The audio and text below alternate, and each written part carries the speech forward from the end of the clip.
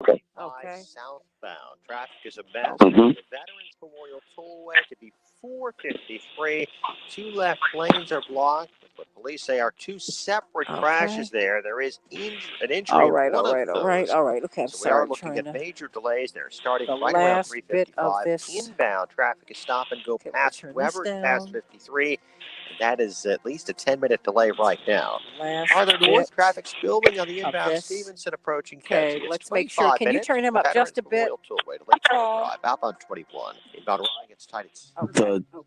No. No. No. Pastor Brooks or Pastor the Brooks. news? Pastor Brooks. Pastor Brooks. Can I hear Yes. you? Testing 1 2 3. Hey, Pastor Brooks here. Okay. Very. Very good. Okay. I'm gonna go Mm-hmm. through. I'm gonna go through a couple of these headlines, and we're gonna get right to you. Okay. Mm-hmm. All right. And so look at your watch, because I and Paul. Yes. Okay, please have Dr. Quarter up by 15 after. Okay. She's seeing patients right now, and as well as Dr. Holden, and then we'll have Dr. Knighton on at the bottom of the hour at 6:30. Okay. Okay. Linear Bob, how you doing? Barbara Jean, Makiba, Keith, how you 1 minute. doing? Brian, Nadeline, hey, hey, hey! It's so good to be with you all today.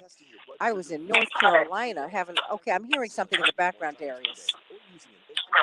It's not me. Okay, it's something. Okay. Darius, speak to me, okay? Testing. I'm here right now. Okay, very good. That sounds much better. Sounds much better. Okay, very good. All right. 30. Everybody, it's great to be back with you. Hey, hey, thank you, Carol. Hey. Thank you, Michael Ann. Zenobia. Michael Ann is like one of the first people I met when I got on the show. Sending you much love. Everybody, like and share, like and share, like and share. That's right, 10. worldwide. That's right, Deborah. 5.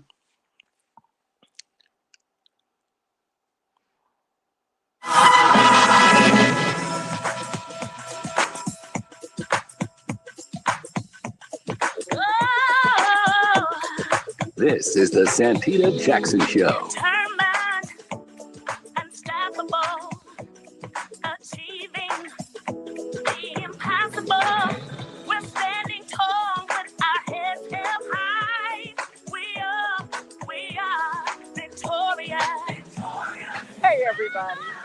Welcome back to the Santita Jackson Show. As I get back on the air, Andrea Darlis and Brandon Johnson, Commissioner Brandon Johnson, thank you so much for filling in for me while I was away for a few days. You know, my mother got her honorary Doctor of Humane Letters from North Carolina A&T State University. That is the university, the HBCU, where my parents met and married. In fact, I was born down there.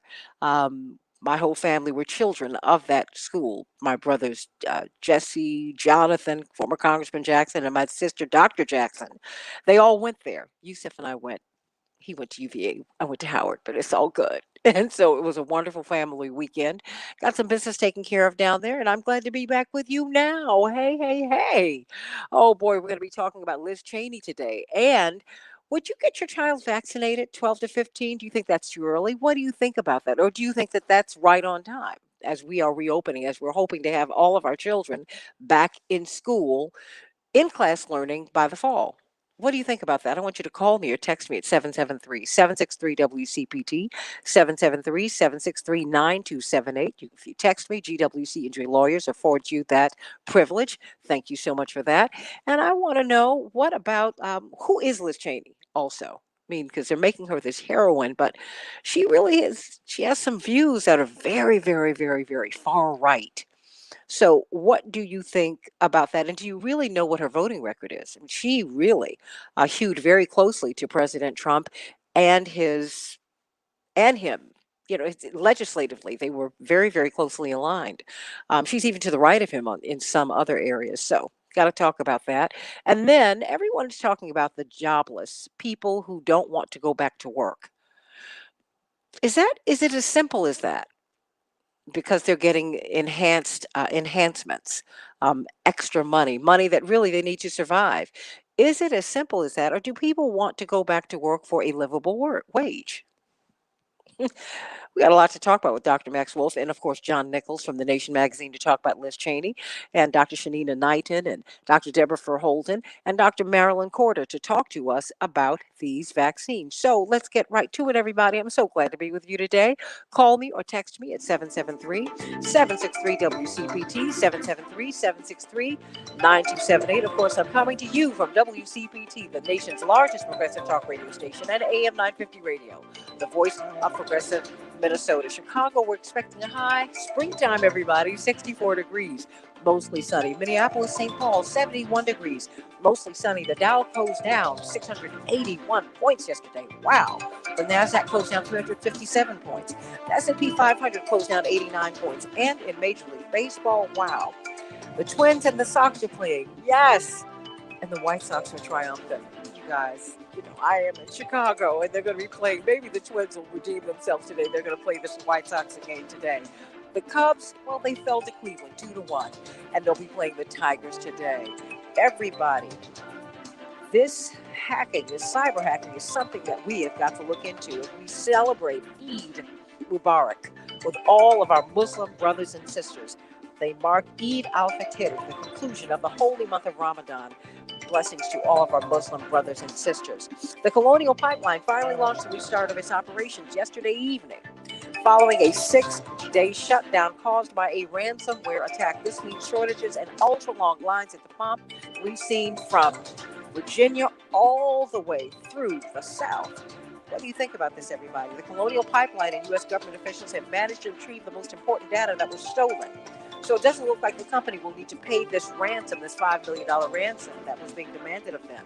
What do you think about that? How vulnerable are we, everybody? It was a busy day on Capitol Hill. There was a landmark vote in which House Republicans ousted Congresswoman Liz Cheney from her leadership position. She was removed as House GOP conference chair by voice vote in a session that lasted a mere 20 minutes. We'll be talking about that later with John Nichols from The Nation magazine, everybody. Wow, 2 Indian states and the territory of Delhi have had to suspend COVID-19 vaccinations for people between the ages of 18 to 44 due to shortages. That's a huge blow to India, everybody, which is trying frantically to vaccinate its massive population to stem the historic coronavirus wave that is devastating the country. UNICEF is warning of a looming full-scale war as Israel continues its bombing of Gaza, everybody. And Derek Chauvin qualifies for a longer sentence in the George Floyd murder trial, according to the judge. Judge Peter Cahill, who oversaw the trial, found state prosecutors had proved beyond a reasonable doubt 4 of 5 aggravating factors in Floyd's killing that they argue should result in a tougher prison sentence for the former Minneapolis police officer. He, of course, was convicted on April 20th. Now, talk about trying to get people to take the vaccine. Ohio Governor Mike DeWine has emphasized the importance of getting vaccinated, especially getting children vaccinated, in an address yesterday. He said it's time to end the health orders people have been following for the past year as more and more people get the COVID-19 vaccine. So, people 12 to 17 who get the vaccine will be eligible, get this, everybody, for a lottery to receive a full 4-year scholarship to a state university, including tuition, room, board, and books, the governor announced. Wow. But there's something else, everybody. He also announced a $1 million lottery. Adults who have gotten at least their first dose of the vaccine will be eligible, and winners will be selected once a week for 5 weeks. What do you think about that? Tax on Amazon's pandemic profits could pay to vaccinate 580 million people worldwide, according to Oxfam. Ooh, everybody. We've got Pastor Darius Brooks, the brilliant psalmist, the brilliant songwriter, and singer and choir director, choir master, actually, from the Tommies, and of course, the pastor of Grace Central Church here in Chicago. He's going to give us some good news today. Pastor, what's on your mind today? First of all, Santita, good morning, and I'm so proud to be on your show. And congrats to Mommy. I'm so excited for her. Woo-hoo! Yes, ma'am. My topic today will be aspire to inspire before you expire. Aspire to inspire before you expire. Santita, God uses us to speak truth only to our power. I'm going to explain this, which is the gift of choice He gave us. We can always assist others, but we must use His power, His word for you and me when we meet ourselves, for ourselves, that we inspire ourselves to make sure we get love, joy, peace, and life in it more abundantly in this life. Scripture 1, 1 Kings 22 and 14 says, and Micaiah said, as the Lord liveth, what the Lord saith unto me, that will I speak. When God speaks to us, the lesson is, will I defend boldly what God tells me in His word for my life, or my life would turn another way outside of His direction? And when God speaks to us, it really deals with us first, mentally, physically, emotionally, financially, spiritually, socially, culturally, verbally, sexually, professionally, personally. Yep, I said all of it. He deals with us in every area of our lives. So when we use His word for the steps of our lives, watch this, He orchestrates events to move us in His will. I often share with Grace Central, God is so amazing. He'll teach you how to do wrong right. He says that do all things decently and in order. And He says this because at the end of the day, He has a plan for our lives. Not necessarily us, but as an individual, when we study as an individual, He has a plan there. And then He orchestrates events to move us in His will. My thought for today, that no matter what happens in your life, aspire to inspire yourself before you expire. I love it. I love it. I love it. I love it. I love it. I love it. Aspire to inspire before you expire. The, the Yourself! absolutely Pastor You better get Darius some of Brooks, this.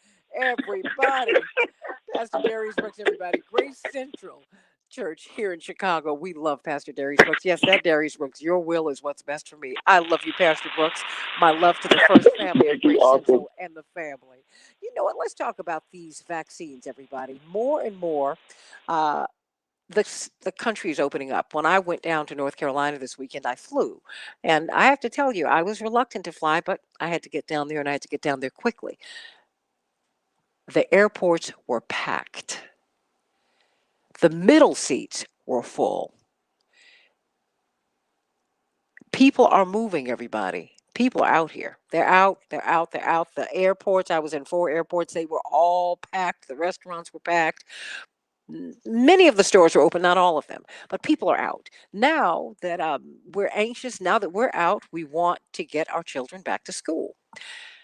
So now the FDA authorized use of the Pfizer vaccine for our children 12 to 15. Now, it's very interesting because all of the other vaccines, including Pfizer for adults, are operating under emergency use. That having been said, it's been authorized for children. So I said, you know what? Let me go to, of course, we got Dr. Deborah Verholden, one of the world's most esteemed epidemiologists from Michigan State University, the Associate Dean for Public Health there, their School of Public Health. But we also have Dr. Marilyn Corder, who is a noted pediatrician. She is a professor of pediatrics at the Howard University Medical School.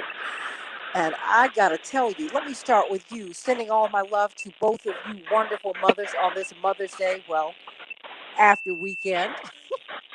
Dr. Corder, let's Soror Corder, let me start with you. No love. We're not bashing you, Dr. Deb, but let me ask you, because you're going to be with us for a much shorter period of time, because of course you are caring for your patients and you've torn yourself away to be with us today. What about these vaccines? And what about Pfizer being authorized by the FDA? That's not happened with the other vaccines, including Pfizer for adults. Correct. And good morning. And thank you again for having me. And, yes, I am here ready to see patients. And thank you for allowing me to come on earlier, because this is information that we need to share as much as we can. Of course, we know the emergency authorization has been granted to children aged 12 to 15. Prior to that, it was 16 and above. And Pfizer has been the chosen one. I feel that there has been more research, as well as Pfizer was the first one to roll out. I received my Pfizer back in December, being on the front line. there are still some major concerns about any of the vaccines in children. Now, there have been trials up to 4,000 individuals that have received of that age group in pediatrics received the Pfizer vaccine, and they have been fine. You know, as I always say, we're flying the plane as we're making it, but we also do know that 18% of the COVID cases are in children. And even though a young person is not likely to get very sick from COVID, they still harbor the virus, meaning that they spread it to others. And as they do that, those comorbidities, those seniors, those others who will suffer, as the stats will tell us, suffer more of a poor outcome, they're getting it. So the American Academy of Pediatrics is backing what the CDC is saying. We get started because 18% of the cases are coming from children. And as we know, each and every day, things are opening up. Daycare, schools, camps. Folks are getting out. They are COVID fatigued, but unfortunately, we still are seeing an increasing cases of COVID in children. Well, you know, kids are not careful. That's not what they do. And I'm not going to hold them to that. You try to train them, but it takes a while to get them there. Will these vaccines, will these shots, will it stop them from spreading in their homes to their caregivers, to their grandparents, parents, brothers, sisters, cousins? And that right, and that's where we feel as pediatricians on the front line as we advise them, because they're going to call us first. We're the ones who've been vaccinating their loved one, their babies since birth. That's the plan or the reason for giving vaccinations to younger children, teenagers, and soon children, even less than 11 years old, is the plan. So that as they are visiting, as they are opening up and seeing grandma and relatives who have comorbidities, et cetera, they're not spreading it. You know, we're seeing a turnaround of new cases as well as decrease in deaths secondary to the vaccines. They're saying 35% of all Americans have received at least both shots and at least one shot, and we're increasing even more of those completing both of the vaccines. But again, we have children, and when they open up, they're not going to wear the mask. They're going to be so happy to see their friends, and you know that safety of making sure they're hand washing, making sure they, distancing. It's going to go to the lower tier. It's going to go, I want to say it's going to go out the window, because when they get excited to see their friends, they're going to spread whatever they have, whatever germ they have. And unfortunately now it's the COVID vaccine, that COVID-19 virus. Dr. Deborah Verholden, what are you seeing? I mean, because of course you step back and you look at the big picture with us in terms of our health. How do you feel about giving this vaccine to 12 to 15-year-olds? And do you think this will stop spread?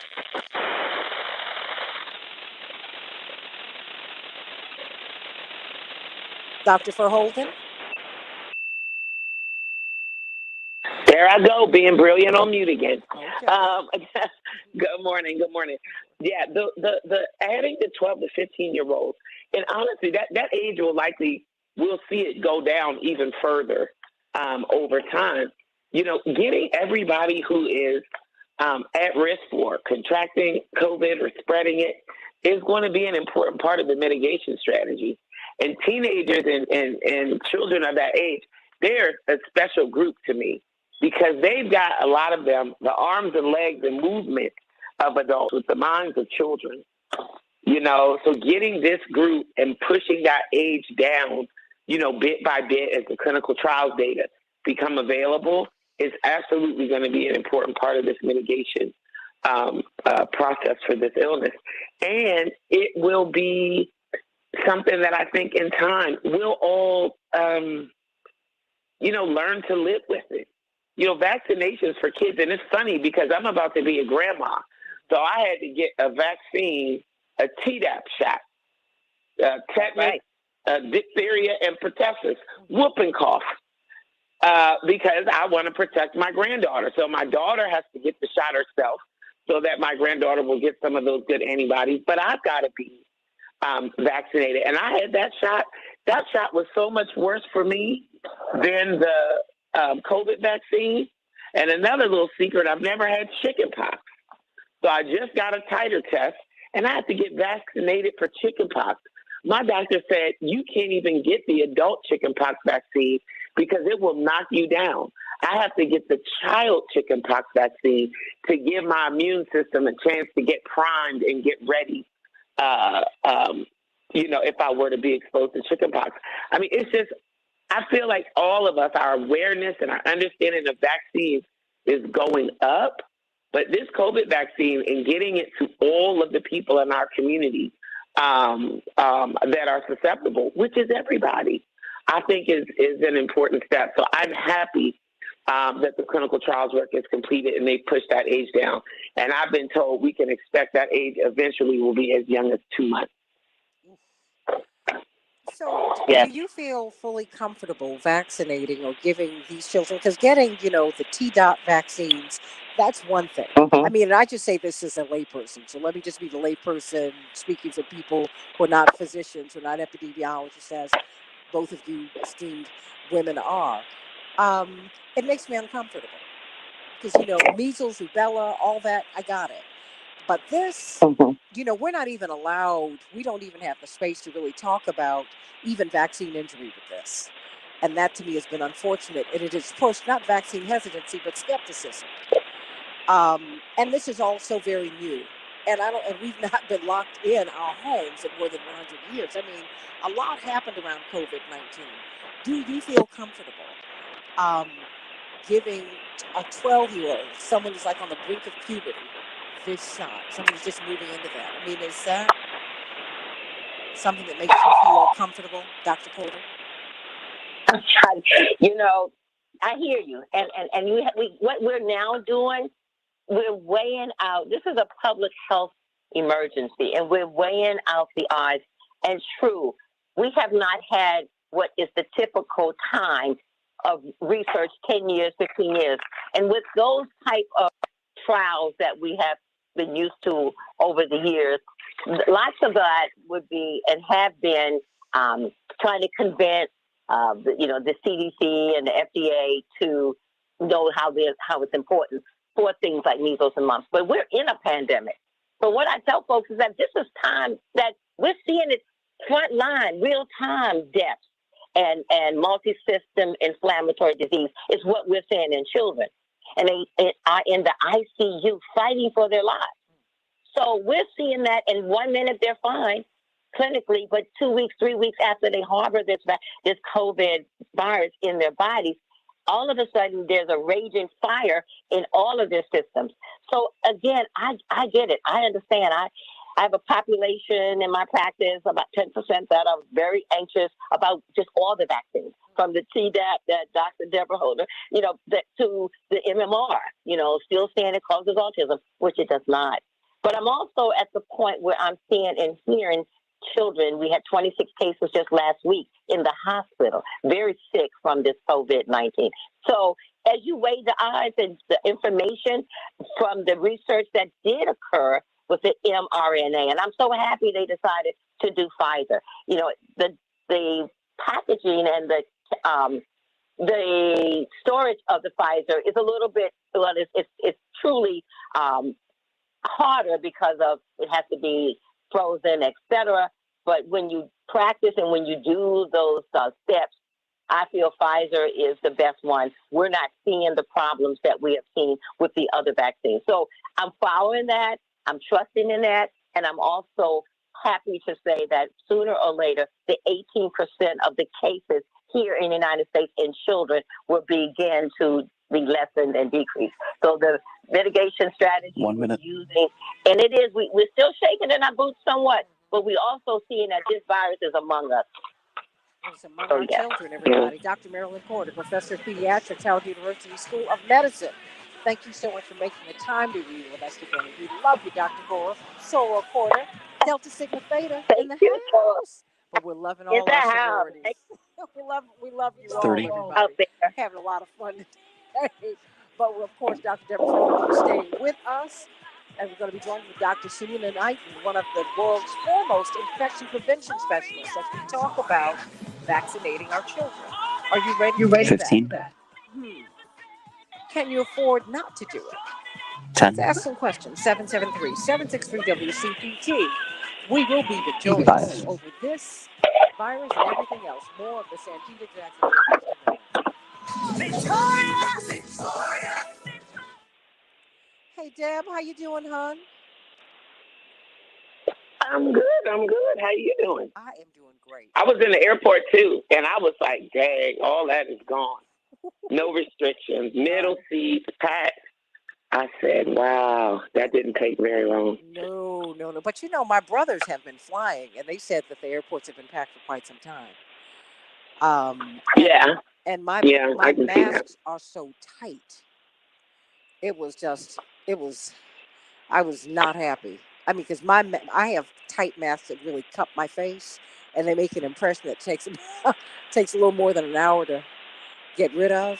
I mean, it's like oh my God. Oh yeah, no. I wear that mask, and then I wear a decorative mask with a filter in it. Well, my mask is gonna look cute now. Of course, you gotta look cute. But I've warned you about doing the most with all these masks and not being able to breathe. Oh, I can breathe. Because getting through the airport and walking all through the airport is a lot. If you got on 3-4 layers of mask. Babe, it was a lot. It was a lot, and I was so over it, really. I mean, because I had another mask that was even tighter than the one I generally wear, and I brought like 10 masks. We have Dr. Knighton. I was doing the most. I'm always doing the most because I wanted to be careful. Brought my own towels with me that I threw away and all of that. Even though the hotel was great. It was a beautiful hotel. But Dr. Knighton, how are you?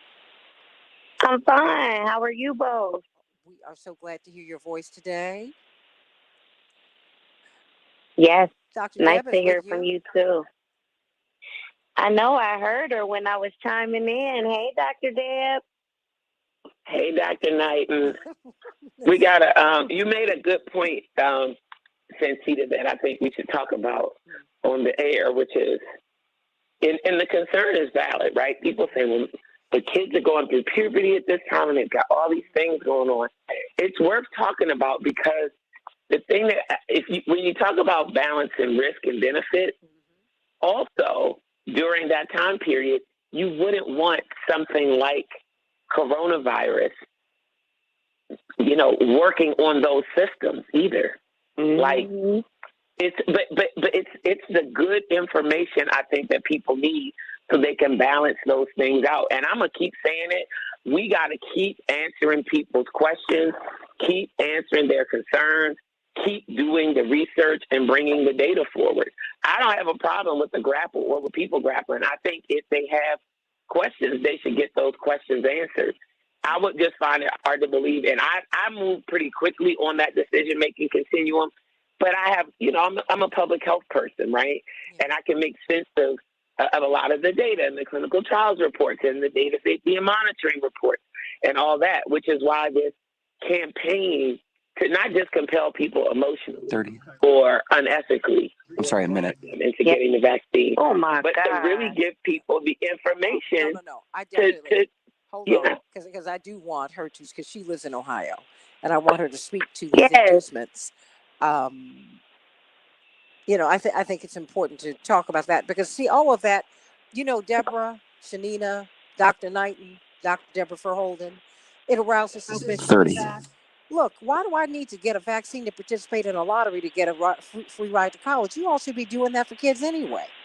But wait, though. But when people are out here hurting, so the fact that y'all raffling off $1 million a week, there's a lottery for $1 million a week for the next 5 weeks in the state of Ohio. Right there, hold on. And when no way. No. That was in my headline. Stay right there. This is real. Stay right there. Hold on. Because it's when they conflate all of this. Ethically, I got a problem with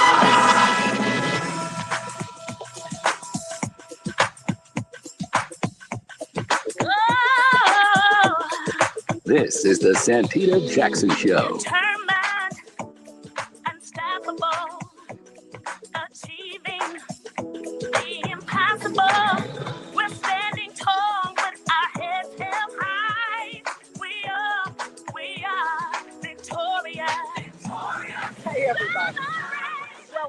Welcome back to the Santita Jackson Show. I'm Santita Jackson, coming to you from WCPT 820 in Chicago, AM 950 Radio, the voice of progressive Minnesota. WCPT, of course, is the largest progressive talk radio station in the country, and all of my babies over here on the Santita Jackson and Friends page where we are streaming live, and on WCPT 820 where we are streaming live. Please like and share, like and share, like and share, and please go and like and subscribe on my Santita Jackson Show YouTube channel. Everybody, please like and subscribe there, and like and share, like and share, like and share. Everybody, please. Thumbs up, thumbs up, thumbs up. Like and share, like and share, like and share. The Santita Jackson Show. We're talking about Pfizer. Pfizer has received clearance from the FDA. They have now been authorized to vaccinate 12 to 15-year-olds. Now, we've not had that same authorization. We are still under emergency use for even Pfizer and AstraZeneca and everything else. But there was an authorization to vaccinate our children as we are anxious to get moving again, And yet, we're seeing a lot of other things happen too. Governor DeWine of Ohio has emphasized the importance of getting vaccinated, and he's very eager to do that. So, people 12 to 17 who get the vaccine, uh, well, they will be eligible for a lottery to receive a full 4-year scholarship to a state university, tuition, room, board, and books. Wow. But guess what? There's also $1 million lottery that will be held once a week for adults who have gotten their first dose, at least their first dose. Wow. What do you think about that? 773 WCPT, 773-763-9278. There's a whole lot that's on the table, and a lot of money's on the table. A lot of CEOs are making money. These corporations are, please, making billions and billions and billions of dollars, and yet poor countries can't get access to these shots because the recipes won't be shared. There's a lot on the table right now. Let's talk about 12 to 15-year-olds. Are you ready to have your child vaccinated, to get this shot? Will it prevent them from contracting COVID? No. Will it prevent them from transmitting it? No. Will it help mitigate the worst case scenario? Yes. But we're still finding a lot of things out. Of course, joining Dr. Deborah Holden, Associate Dean of Public Health at Michigan State University, is Dr. Shanina Knighton, a PhD nurse, one of the world's foremost infection prevention specialists. So we've got one of the world's foremost epidemiologists from Johns Hopkins. Now she's over at Michigan State, and from Case Western Reserve University, one of the world's foremost infection prevention specialists. So hey, everybody, let's open up the phone lines. You know you have questions. 773-763-WCPT, 773-763-9278.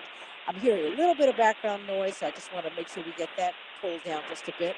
As we go to you, Dr. Knighton, what do you say about vaccinating 12 to 15-year-olds? I mean, you are a nurse. You engage in a lot of, your first passion and your first entry into medicine is as a nurse, as an ultimate caregiver. What do you think about this?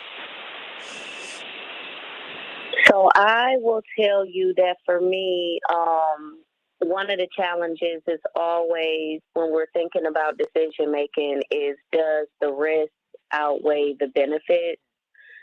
And right now, I will be honest, in full transparency, while we do know that the efficacy, meaning that the safety of the vaccine up under ideal conditions has been tried in order for it to be authorized, we still, just like we are discovering the long-term effects associated with COVID, the transmission of COVID, the variant strains of COVID, we also are unaware of potentially what the long-term consequences of the vaccine may be in this aging population, or not aging population, but in this young population of 12 to 17-year-olds or 12 to 15-year-olds. And, as a mom that has kids within that age range, of course, I teach my kids to practice prevention. We know that even early on in a pandemic, these individuals, speaking of kids between that age range and younger, are less likely to die. And so there is this situation right now of having to outweigh, do I have to be concerned about long-term effects? Meaning, like for me, I've done my best. My kids are breastfed. We do all of these things to make sure that our kids are safe, or we're doing all of these things. And so I think right now the struggle is whether or not would I put my kid at risk to become vaccinated, and maybe they're facing issues related to the vaccine or not related to the vaccine 10 to 15 years from now. And I bring that up because while, again, the vaccine is helping to decrease clinically relevant symptoms and people from being inside of the hospital setting, even still, when we're talking about our ACE2 receptors and what COVID does to the actual body in terms of wreaking havoc, we still don't know if these long-term effects will still be present, even with having a vaccine. It just means that people won't have to go to the hospitals right now.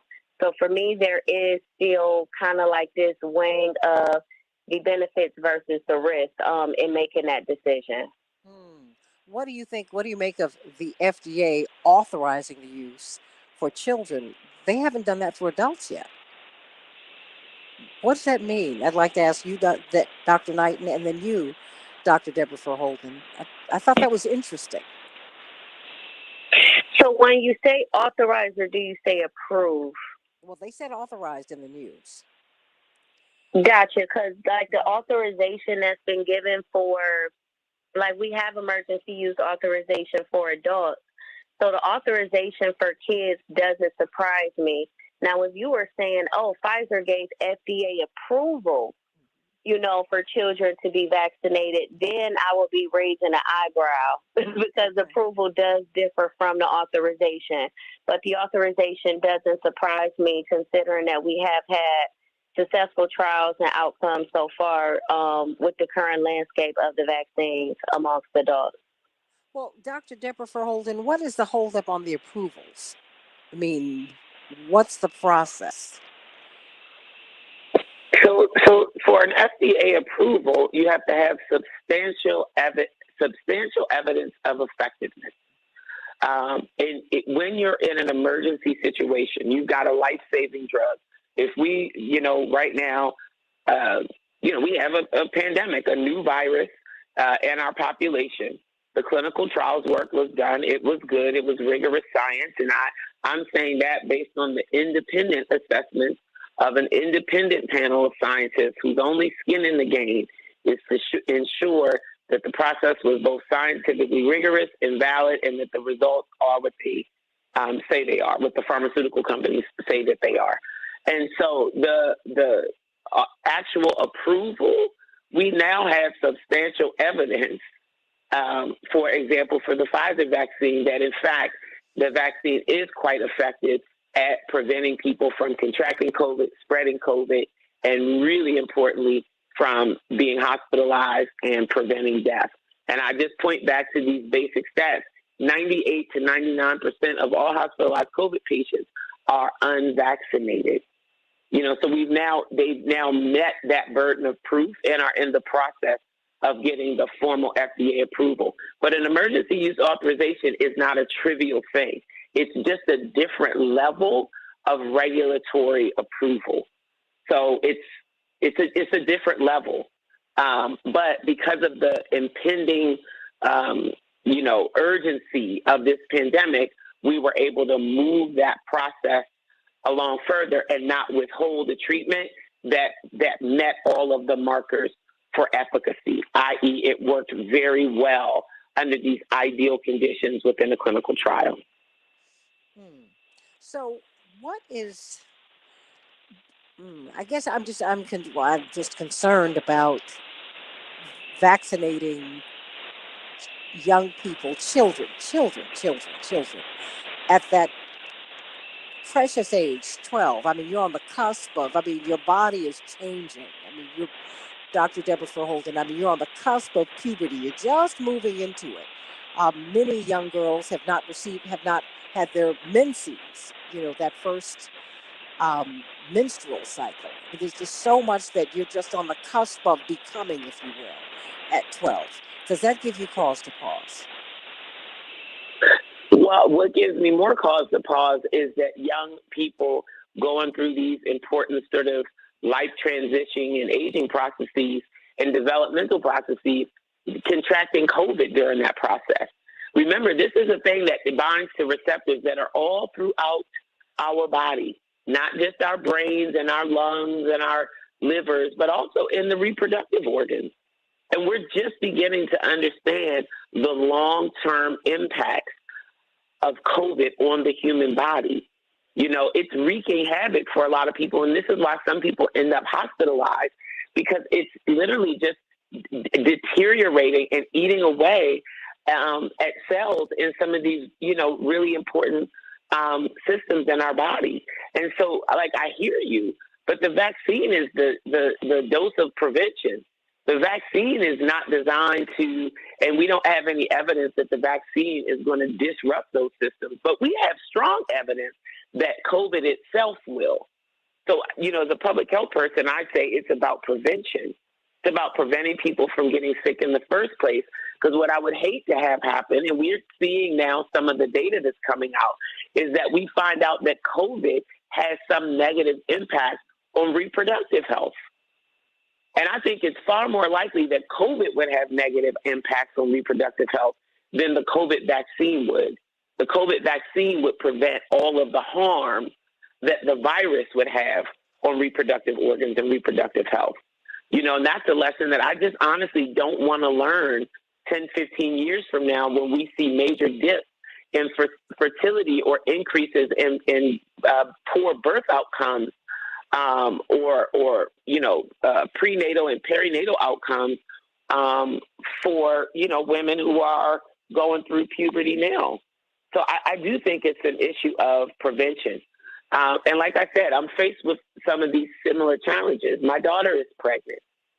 And there's good research now that's been done that demonstrates the vaccine itself does not cross the placenta, but the antibodies do. So my daughter getting vaccinated ensures that her baby will be born with COVID antibodies. And we've had a lot of infant cases of COVID-19, and some have done okay, and some have not done as well. And so I think prevention far outweighs the risk of any adverse events from being vaccinated. And that stands for all of it, whether we're talking about the rare blood clots, whether we're talking about the potential impact on, childhood development, child and adolescent development. I think the benefits far outweigh the risk. Well, are these blood clots rare or are they infrequent? And I'm really drilling down on this because now Brazil has stopped one of the AstraZeneca vaccine because a pregnant woman died. And it seems that are the governments being overly cautious, in your opinion? First you, Dr. Knighton, and then, first you, Dr. Verholden, and then you, Dr. Knighton. Are they being overly cautious, or do you think that they're doing the right thing? Because it's like with these blood clots, I mean,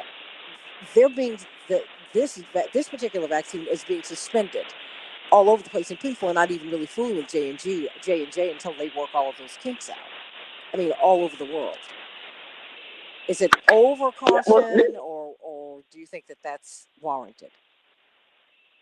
Well, I think the J&J pause that we did here in the U.S. was warranted, right?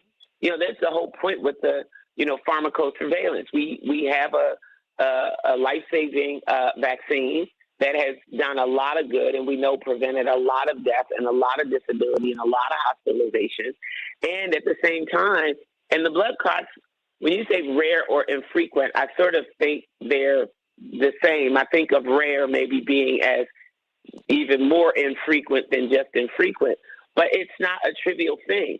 And we now did the work so we can understand the profile of who is at risk of developing a blood clot. We've done, I think, a pretty good job of letting people know what those warning signs and symptoms are, and we know how to treat those blood clots. And honestly, we've had to manage these blood clots a lot during COVID because you see them in between 18 and 20% of hospitalized COVID patients. Well, for me, So rare. they are, yeah. For me, rare is something that would shock you. Like, oh my gosh, like the Hope Diamond. I can't. Whoa. Oh, I can't believe I'm seeing this. Infrequent is no. This happens in the population. It just doesn't happen all the time. Well, if you look at the blood clots, if you go with the data we have, we've had about 2 in a million develop these blood clots. That's rare to me, 2 in a million, and we get about 1 in 5 in hospitalized COVID patients. That's actually not infrequent. That's 20%. I consider that to be pretty significant. So we still have to continue to do the work, but this is why I think we have such a luxury in that we do have choices. So for that defined age group of women, especially if they have any history of blood clots, et cetera, the recommendation is that they not take the J&J, that they take something else. But the opportunity that a one-dose vaccine provides for so many people, we're looking now, I'm looking in our state at how many people have gotten one dose versus how many people have gotten, the full dosage if you got one of the first two. And getting that second, shot in people's arms has posed some challenges. It has posed some challenges for people and for the system, and so what I don't want us to do is just throw out the baby with the bathwater. We did have a problem. We did the right thing. We paused. We looked at the data. We figured out what the profile is. We're launching nationally and locally information campaigns so that people understand both the risk, but also the signs. And then we've got a good standard of care for how to resolve this problem when people present, with these clots. So, I still maintain, I think that's a much better course than just, sort of allowing some, proportion of our population to be infected by COVID. I just don't think that's what we want. I remember seeing that New York Times article when we had our first 100,000 deaths, and they put all their names on the cover. It just had the person's name and age. It was overwhelming. And now what we're seeing is the average age of death and hospitalization is going down.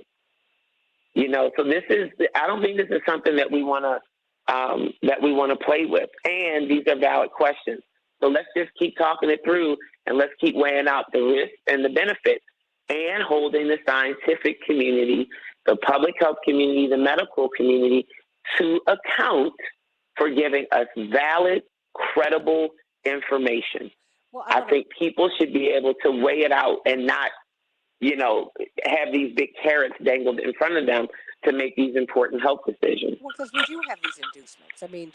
Dr. Knighton, in Washington, D.C., the city council has pushed through legislation that will allow children to opt to get the vaccines without their parents' permission, right? And so now we're moving to giving the vaccine to 12 to 15-year-olds. That's those kids, 11, 12-year-olds. They can just get the shot without their parents' permission. And you can talk kids into things without weighing what their parents may see that may or may not be valid. Also, we're seeing what's happening in your state. The $1 million lottery for adults who have gotten vaccinated. For people 12 to 17. It's almost like the draft, the poor man's draft. The kids who join ROTC so they can get to college because their parents cannot afford to send them to college. So now people 12 to 17 who get the vaccine will be eligible for a lottery to receive a full 4-year scholarship, a full ride, tuition, room, board, books. Wow. Dr. Knighton, what do you make of this? So I will be honest, in my years of training as a scientist, I've always learned that when giving participants incentives, which of course this comes after the fact, but I don't know, it just seems not okay for me. I can think about a lot of ways that funding can be spent in terms of being able to provide people with education around prevention, around why they should take the COVID-19 vaccine, but not necessarily saying, hey, if you take it, this is going to, you're going to get $1 million. For one, just understanding that things are already unfair, they're unequal. We know that here, just even in Cleveland, Ohio, being one of the most impoverished cities, it's one of those things, are we starting a trend now of where, hey, if you take this medicine, then this is going to get you money? When we know that there were small businesses, within our state that couldn't get funding. People couldn't get PPE, as small businesses. We've had a lot of businesses that have closed. And so the fact that there is, $1 million a week or $5 million over 5 weeks and kids can get full rides, to me sends the wrong message. It really does, especially considering that we need to be doing more about educating. And just speaking quickly, the doctor did point about the clock. One thing that people really don't realize is that we'll hear about all of the bad stuff, but we honestly don't hear about the good as much as we should because it doesn't make good headlines for a story. And that is my concern when it does come down to talking about the clock. The other piece of it is that we know that COVID-19 does increase the risk of people having blood clots. So who's to say that some of these individuals that have been vaccinated were not already predisposed from the clots because they had already been infected with COVID-19 previously? And so I just caution people that when we are thinking about what the media may be telling us about certain conditions that are all of a sudden bad about the vaccine, and we're hearing about 1 or 2 cases, think about the millions that have been vaccinated and also think about those other factors, such as how many people have been infected with COVID, who was hospitalized with COVID, who had long-term effects dealing with kidney damage, liver damage, that now maybe that is exacerbated or shown once they get the vaccine, but it's not necessarily attributed to the vaccine. And so I always bring that up because there is not a direct causation of the vaccine. There are always these additive risk factors that may occur around it, but not necessarily because. So this, to me, is where we should be spending our money and our resources at. Not saying like, oh, hey, we're going to enter a lottery for people that do get vaccinated. It looks very cheesy. It looks very dirty. And I'll be honest, it looks very dishonest. And it doesn't look as though we are trying to get people healthy for the ethical reasons, especially considering we still got food deserts. So you wouldn't put food in my communities in order for people to be able to eat better, but you're going to lottery off $1 million a week. So there's a lot of issues that I'm having with this personally from a scientific standpoint and just from an ethical standpoint, understanding financially where people are right now.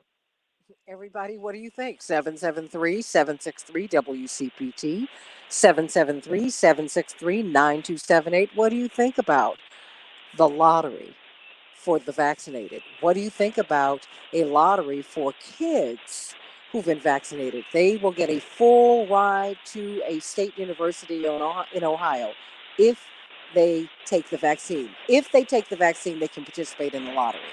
What do you think about that, everybody? What do you think about that? Is it ethical? Is it fair? Does it sound right? 773-763-WCPT. And there's a question that Adrian has for you, everybody. I want you to, she said, I heard cancer patients who recently received surgery and treatment should not be vaccinated. Who wants to take a stab at that?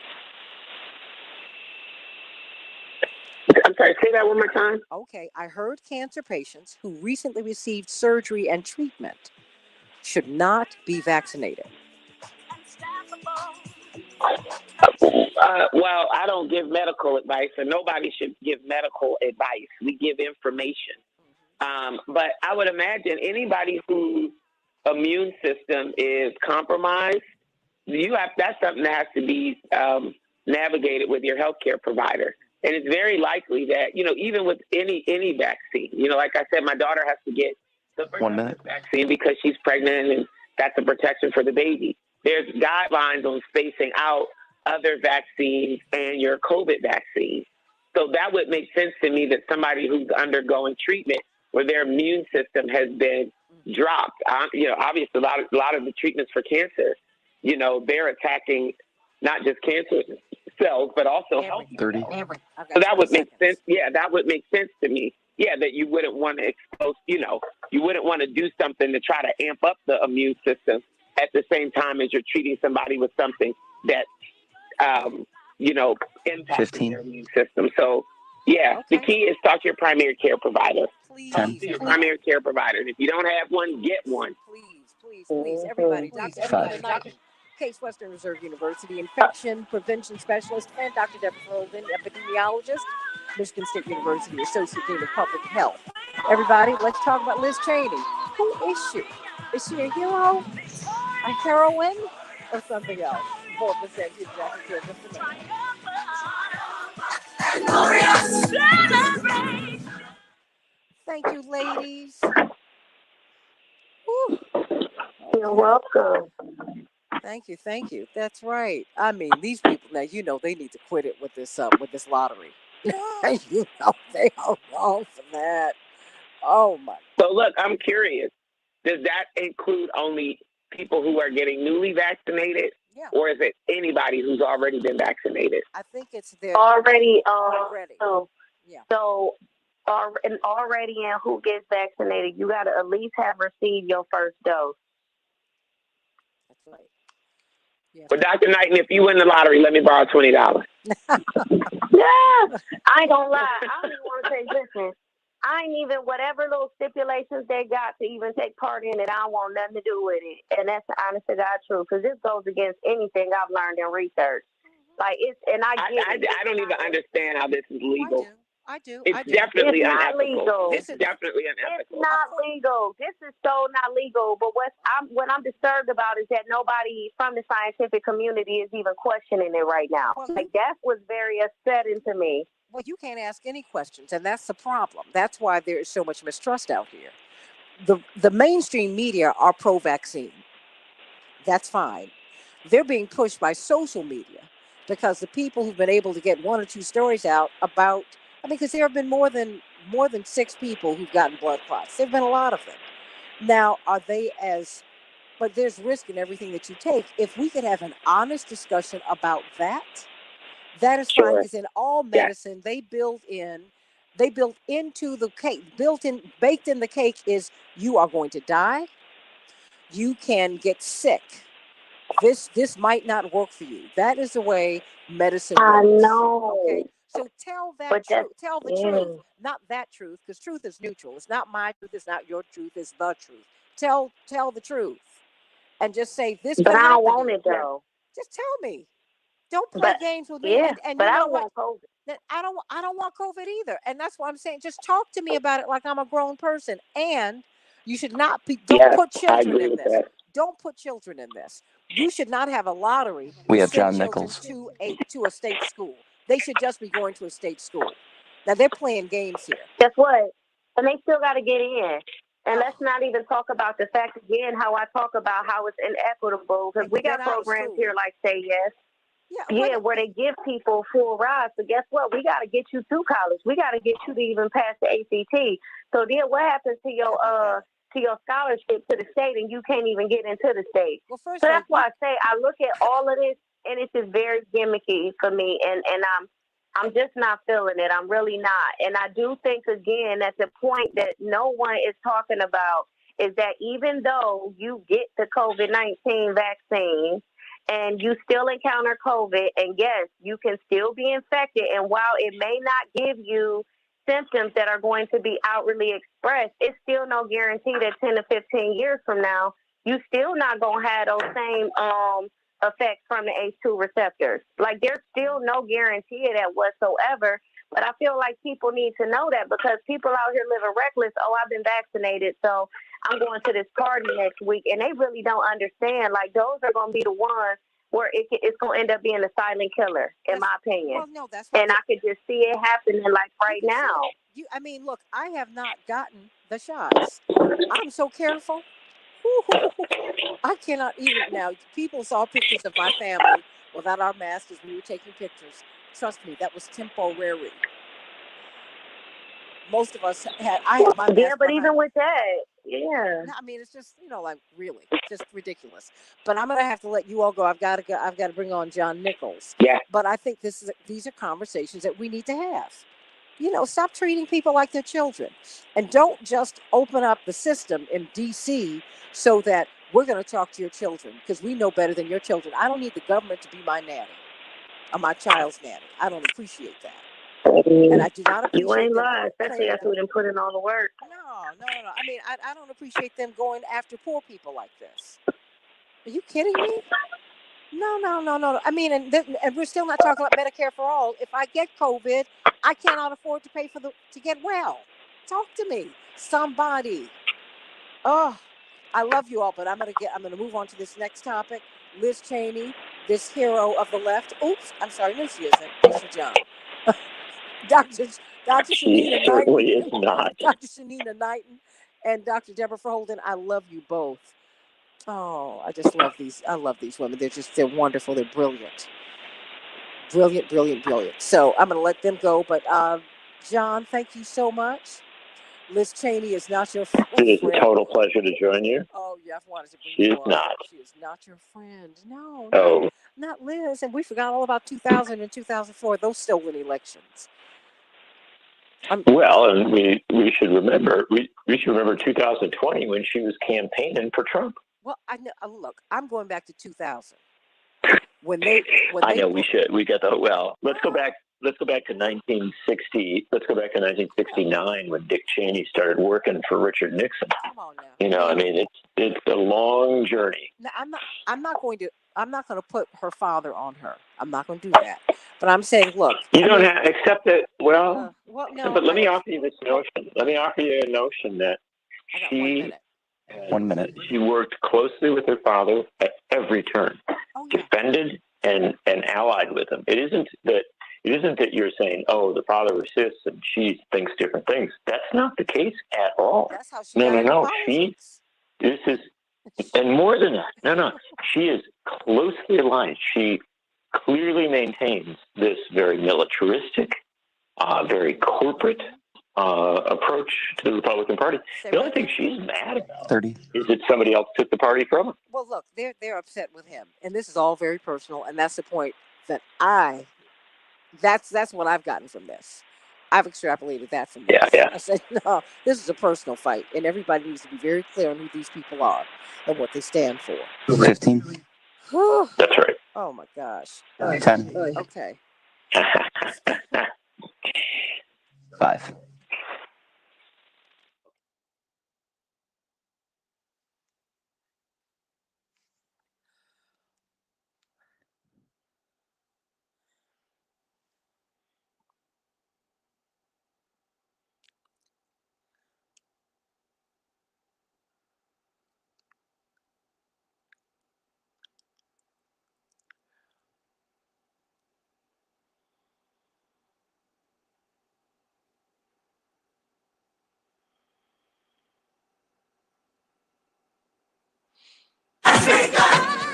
You're on. Hey, everybody. Welcome back to the Santita Jackson Show. It is Thursday, May 13th, 2021. I'm Santita Jackson coming to you from WCPT 820 in Chicago, the nation's largest progressive talk radio station, and AM 950 Radio, the voice of progressive Minnesota, Minneapolis, St. Paul. Call me, text me at 773-763-WCPT, 773-763-9278 as we talk about Liz Cheney. What happened to her? Is she now a hero of the left? Or not. And then we're going to talk with Dr. Max Wolf. Of course, we're going to talk about that with John Nichols from the Nation magazine. But then we've got Dr. Max Wolf to talk to us about these stories about the jobless. They're saying that there's so much work out here, but people don't want to go back to work. Is it as simple as that? Or do people not want to go back to work for poverty wages? There's a lot going on in this world today and in the United States, and we're going to talk about that here on the Santita Jackson Show. I want you to join my morning stars on the Santita Jackson and Friends page. Please like and share, everybody. Like and share. Renee and Adrian and Shirley from Philadelphia, beautiful Philadelphia, as she said, Terry Rivers, Stanley Davis, Eric Burrows, Keith Flewitt, everybody, Hannah. Oh, yes, yes, yes. Michael Ann, all my people, all my people, all my people. I want you all to get on and please like and share, like and share, like and share, Francis and Lewis. And oh my goodness. And Linear Bob out there in California, Catherine Lucas, all of you, like and share, like and share, like and share. And please go over to the Santita Jackson Show YouTube channel. Yes, it's new, and like and subscribe. It's growing every day, and I thank you so much for your support. So, everybody, let's get right to it. Let's get to some of these headlines in Chicago. We're going to have a high of 64 degrees, mostly sunny. Minneapolis, St. Paul, a high of 71 degrees. Mostly sunny. The Dow closed down 681 points yesterday. The Nasdaq closed down 357 points, and the S&P 500 closed down 89 points. Well, the Twins and the White Sox are meeting, and guess what? The White Sox 13-8 yesterday over the Twins. Maybe the Twins will redeem themselves today as they will face off against the White Sox again. The Cleveland bested our Cubs here in Chicago 2-1, and the Cubs will be playing the Tigers later on today. Everybody, what about this hacked pipeline? Well, it's back up and running. It's back up and running without paying the $5 million ransom that was being asked of them. They finally launched a restart of its operations yesterday evening following a 6-day shutdown, which has inspired gas shortages all from Virginia all the way to Mississippi, Alabama. Wow, what about that, everybody? How vulnerable is our infrastructure? We'll talk about that on the Santita Jackson Show. Busy day on Capitol Hill. Important oversight hearings and a landmark vote among House Republicans where they ousted Representative Liz Cheney from her leadership position. We will be talking with John Nichols of The Nation about that in just a minute, everybody. UNICEF is warning of a looming full-scale war as Israel continues to bomb Gaza, everybody. The United Nations Children's Agency said a dangerous tipping point, as they put it, was reached yesterday as Israel continued to pound Gaza with airstrikes amid escalating hostilities, during which Israeli forces have killed at least 14 Palestinian children since Monday. Derek Chauvin qualifies for a longer sentence in George Floyd's murder, according to Judge Peter Cahill, who oversaw the Derek Chauvin murder trial. He found that state prosecutors had proved beyond a reasonable doubt 4 of 5 aggravating factors in Floyd's killing that they argued should result in a tougher sentence for the former Minneapolis police officer. Remember, we have yet to see the other police officers go to trial. What will happen with them? They say that the tax on Amazon's pandemic profits could pay to vaccinate 580 million people worldwide. That's a new report from Oxfam America. Of course, we are sending our love to all of our Muslim brothers and sisters. Eid. They are wrapping up Ramadan, everybody. The Eid al-Fitr celebrations are continuing despite the pain of COVID. All of our love to our Muslim brothers and sisters. And guess what? What about this? Did you hear about this? Governor DeWine in Ohio. Well, he's very eager to have everybody vaccinated against COVID. Important, and he really wants to reach the children. Well, he said vaccination is clearly safer regardless of age than running the risk of getting COVID. He's called on businesses to offer incentives so people can get the vaccine, but this is what he's going to do. People 12 to 17 will be eligible for a lottery from the state to receive a full 4-year scholarship to a state university. Tuition, room, board, and books, the governor announced. And guess what? For the adults, for 5 weeks, there will be a $1 million lottery for adults who have gotten at least their first dose of the vaccine. Wow. What do you think about that? Okay, everybody, let's talk about Liz Cheney. She is at the top of the news. Everybody's talking about her. Of course, she's the daughter of Vice President Dick Cheney, but she has become quite the political powerhouse in her own right, she's at large congressperson for the state of Wyoming. There are only a little more than 500,000 people there, which is why she is the sole representative for the state of Wyoming.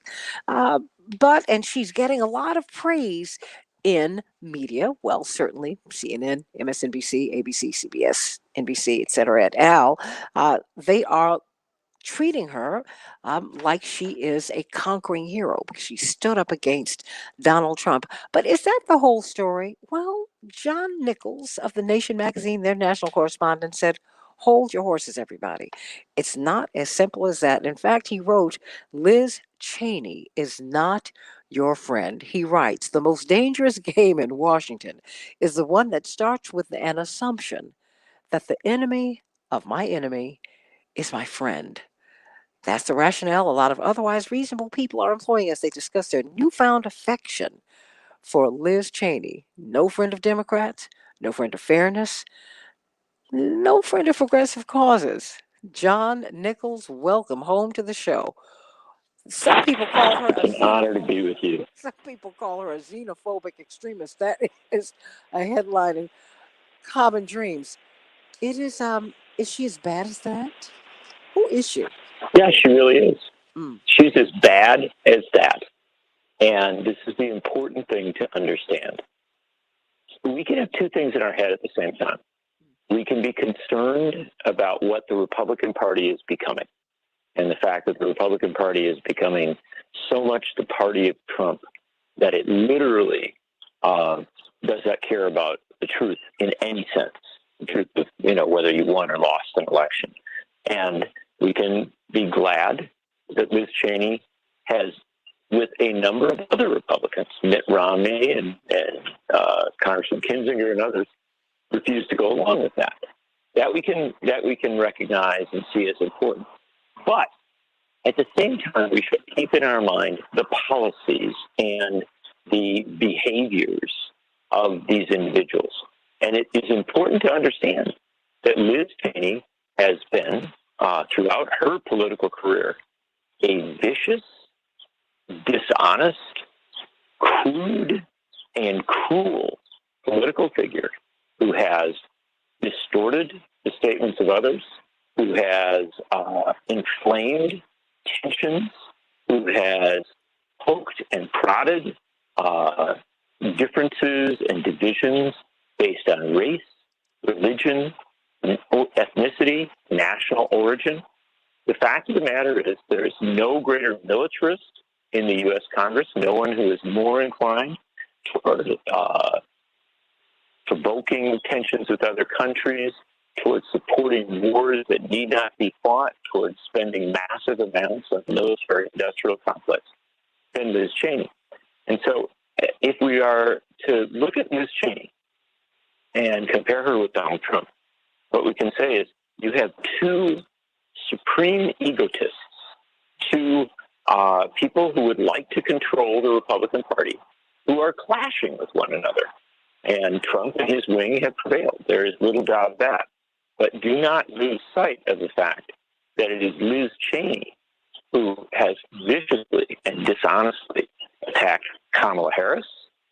It is Liz Cheney who has viciously and dishonestly attacked Ilhan Omar.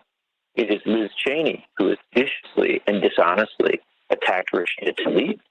In fact, many of the rising women in the Democratic Party, you're not hearing and say, oh, Liz Cheney is our friend, because they still have the scars from the time that Liz Cheney tried, in the case of Ilhan Omar, to get her thrown off the Foreign Relations Committee. In the case of Rashida Tlaib, who led the fight to deny her the right to go and visit her grandmother in Palestine. Of Kamala Harris, who Liz Cheney referred to as sounding like Karl Marx and suggested was inexperienced and an inappropriate choice for vice president. I could go on and on about this, but the fact of the matter is Liz Cheney is not your friend. Go on, because if I listen to, no, John, if I listen to the television long enough, if I read the editorials, she is being characterized as a savior of American politics, of democracy. And in ordinary times, that would not be the case, would it? No, even in extraordinary times, we have to understand there are Republicans who have stood up to Donald Trump honorably and in sometimes dangerous situations. Remember, Mitt Romney who I'm no fan of, and I disagree with on a host of issues. Mitt Romney voted for both Trump impeachments, right? Not just the one in February and March of this year, but last year as well. And the important thing to understand about Mitt Romney is he also went out when Black Lives Matter was marching. He went out to the Black Lives Matter sites and spaces and issued statements that were, if not perfect, relatively honorable, and has again and again taken the slings and arrows, and spoken up. I disagree with him on the issues, but there's a clear and consistent pattern of trying to be at least somewhat honorable in his opposition. And so if you want to hold up a Republican, there's an example. I can point to dozens of others at the state and federal level who have stood up to Donald Trump and have done so consistently. Liz Cheney hasn't done that. Liz Cheney supported Donald Trump in 2016 and in 2020. She supported his vicious attacks on Muslims, on immigrants. She, in fact, went further than he has. She referred to John Kerry, because John Kerry had worked on the Iran deal. She referred to John Kerry as the Chamber of Commerce for the Iranian mullahs. And that's her quote. And suggested that he was personally responsible for them making progress toward getting nuclear weapons.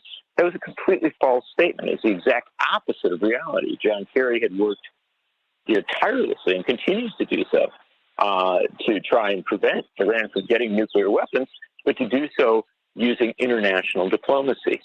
And at every turn during Trump's presidency, Liz Cheney was Trump's floor manager, Trump's close ally. She voted with Trump 93% of the time, according to the 538 analysis. So what that means is she was more pro-Trump than Jim Jordan of Ohio, than Mo Brooks of Alabama, the guy who appeared at the January 6th rally, than Matt Gaetz, and far more pro-Trump than Elise Stefanik, the woman who will likely replace Liz Cheney. Liz Cheney's having a fight with Donald Trump right now. There's no question of that. And she's right in what she's fighting with him about. I will say that up front. But do not for a second think that Liz Cheney wasn't a central figure in making Donald Trump possible and in advancing his agenda, and often going beyond where he stands to more crude, xenophobic, divisive, and ultimately destructive stances. We're talking with John Nichols of The Nation magazine. He's written several wonderful pieces, of course, for Madison.com and The Nation. Liz Cheney is not your friend, and Liz Cheney and Donald Trump are members of the same cult. Indeed, she has voted for Donald Trump's policies more than 90% of the time. She is a hardcore right-winger. She is a staunch militarist. She is occupying the seat that her father formerly occupied in Wyoming. Really hewing to many of the positions. Hard right, and yet she's being remade as a moderate maverick. And I think for me, John Nichols, anything that's not Trump has got to be good. And I think that's crazy. And I think we're selling ourselves. We have to be careful about that. Please explain why you believe that to be the case. If we dumb our politics down to the point where the only measure of whether you are good or bad, whether you are on the side of light or the side of darkness, is your stance on Donald Trump, then we make Donald Trump the center of everything. We make him the center of our politics.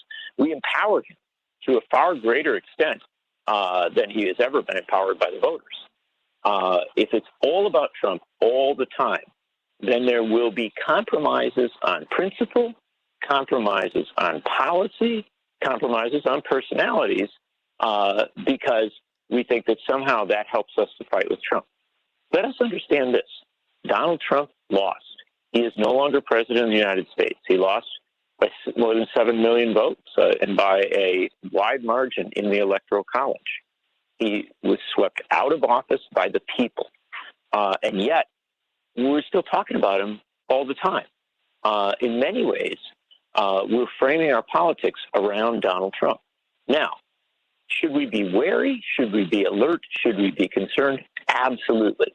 But is it really wise to say, okay, we have to dumb our coalition down. We have to weaken our principles to bring into that coalition and to say, oh, yeah, we are aligned in some, great crusade with Liz Cheney, someone whose lies about Ilhan Omar, whose lies about Rashida Tlaib, whose lies about Kamala Harris, and so many other prominent figures in the Democratic Party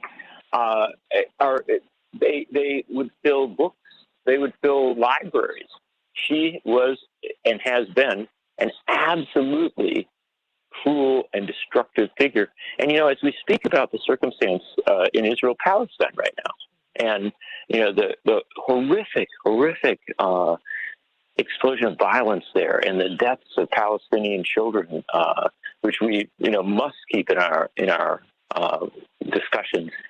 I understand that Liz Cheney has been easily one of the most extreme and vicious people on those issues, and as regards Ilhan Omar in particular, one of the first two Muslims elected to Congress, we literally tried to write Ilhan Omar out of our politics, and at a very early stage in Ilhan Omar's career, and so.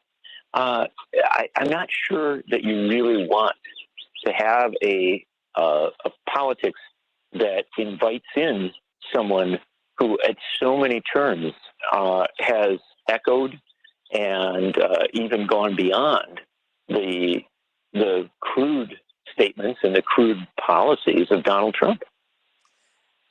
773-763-WCPT, 773-763-9278. We've got Ron from Naperville. Ron, what's on your mind? Hi, Santita. How are you? It's great hearing your voice. Thank you. It's great hearing your voice, too. I'm doubly vaccinated. I hope you are now, too. I'm not. So that's awesome. But I hope I just wanted to tell you're not? No, I'm not. Well, I love you anyway, but good luck on getting it if you're thinking of it. I would say, John, I just want to make sure you're telling us we should love Liz Cheney. I just wanted to make sure. No, I thought your rant was almost as surreal as the Dennis Taylor rant, because oh my God, this is the daughter of the Antichrist. Come on, Ron.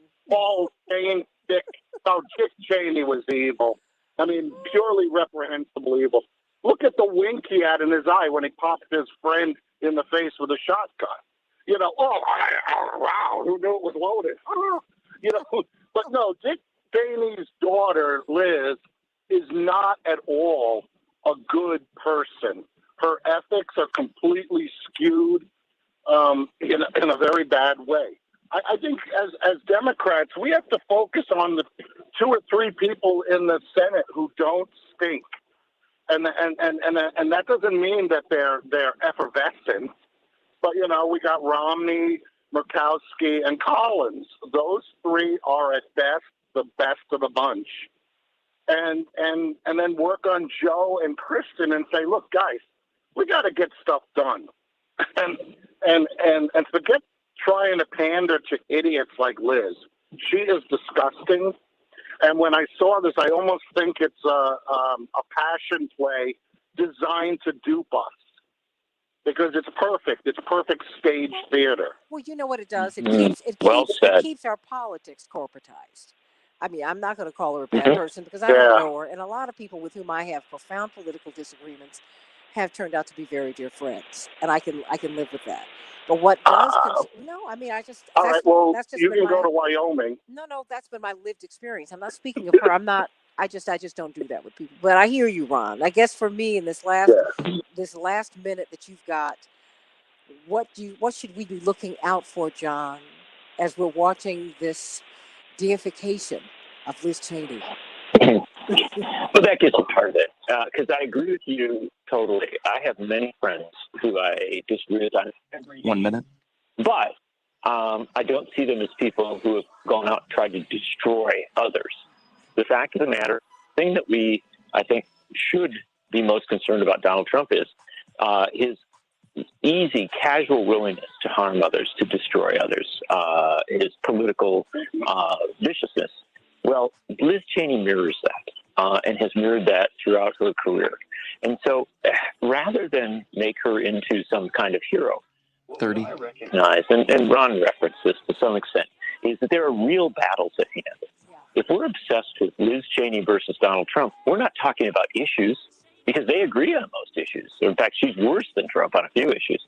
And so 15. what we ought to do is get away from these personalities, get ourselves toward the issues, and recognize 10. that, as an example, we have 5 things going on in the world. I mean, we have an Israel-Palestine crisis that has to be addressed immediately.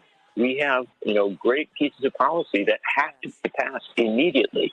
So let Liz Cheney and the Republicans go fight in the corner, and then progressive forces, no matter what their, partisan label, ought to move forward to try and solve some of the problems of the world. Absolutely. John Nichols, Nation Magazine. Liz Cheney is not your friend. Let's talk about jobs, everybody. People keep saying that people don't want to go back to work. Is that true? After more of the same exactly what Dr. Maxwell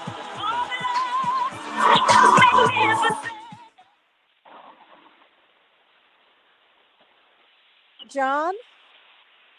Yes. Thank you so much. That was good discussion, and I appreciated the call. Absolutely. I love Ron. Ron is a joke. Because, Ron's point, I think he's even a little optimistic in thinking that Collins, Burkowski, and Romney are necessarily going to do the right thing. But the bottom line is that this isn't about hating on Liz Cheney per se. I mean, this is about recognizing that within the Republican Party, they have become so cultish, and I think it is fair to use that term.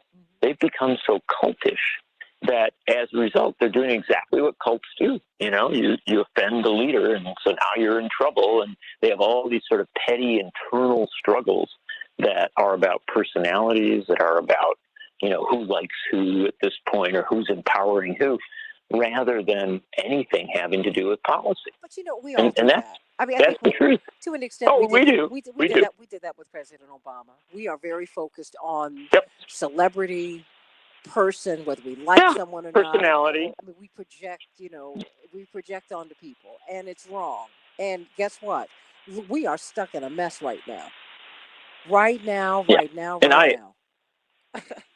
Look, I keep looking at the news out of the Middle East, and as you notice, I referenced it several times in our discussion because, I mean, my jaw drops when I look at the media and it's all Liz Cheney. What do you think about Liz Cheney? What do you think about Liz Cheney? I mean, it should be all Gaza, Jerusalem. We should be looking on the other side of the world because what's happening there could go very, very bad. It already has gone very bad. I apologize for being so casual about it. It can go side. It's already gone sideways. I mean, I just keep thinking back to Reverend talking about Israeli security and Palestinian justice. I mean, they're locked in with each other. That's right. We always are. That's just the way that's the way. That's spiritual law. The person or the that's right. Whatever you have. And he put this on the table. Yeah, I mean, because that's what he ran. We have Dr. Wolf. Part of his camp. That was part of his platform when you had a no-talk policy, which was nuts. I mean, it's it breaks my heart for everybody. He forced the Democratic Party to begin to discuss these issues. They had the best discussion on it. He forced frankly, America. even to this day. He forced America to do that. He forced America to do that because that was our policy, bipartisan. That's right. And the interesting play out of it is that now we are seeing so many people speak up. And it's such a different time. Ilhan Omar and Rashida Tlaib, of course, have been very courageous in speaking up at this time. They've been joined by Mark Pocan and Bernie Sanders and Elizabeth Warren and Chris Van Hollen. This is a different moment. Absolutely. And maybe we pray, right? We do everything we can on this Eid. We hope that this is a moment where the United States might do its very best to try and move toward peace in that region.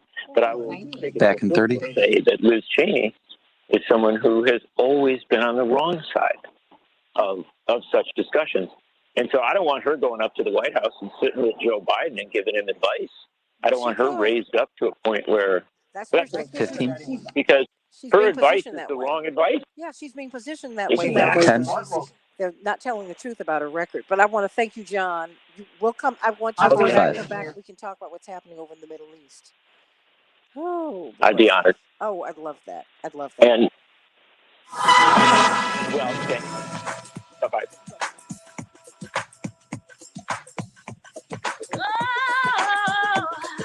This is the Santita Jackson Show. Determined, Hey, everybody. unstoppable, achieving the impossible. We're standing tall with our heads held high. We are victorious.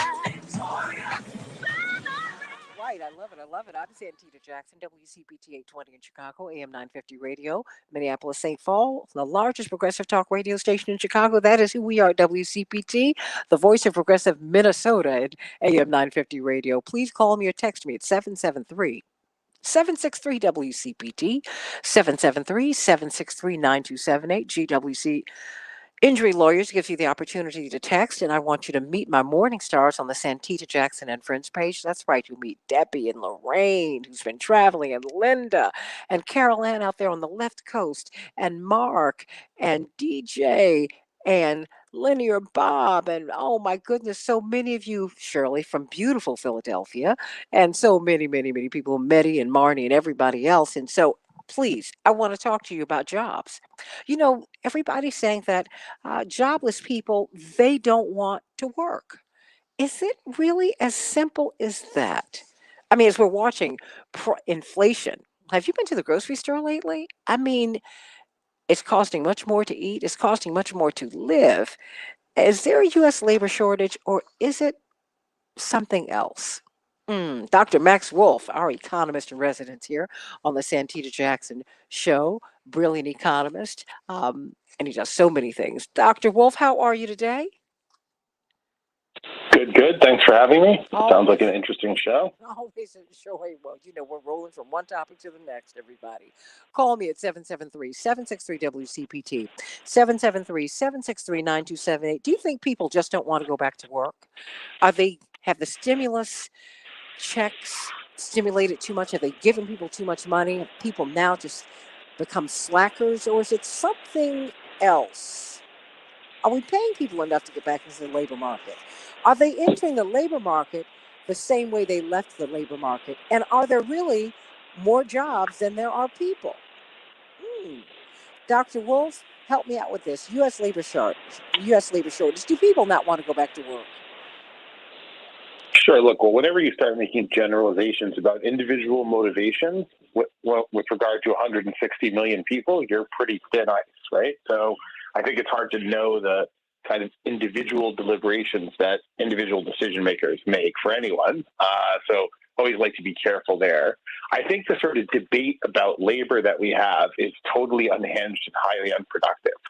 So instead of answering the question, I'd rather repose it a little bit, which is, if we are seeing some areas where people don't want to go back to work, why?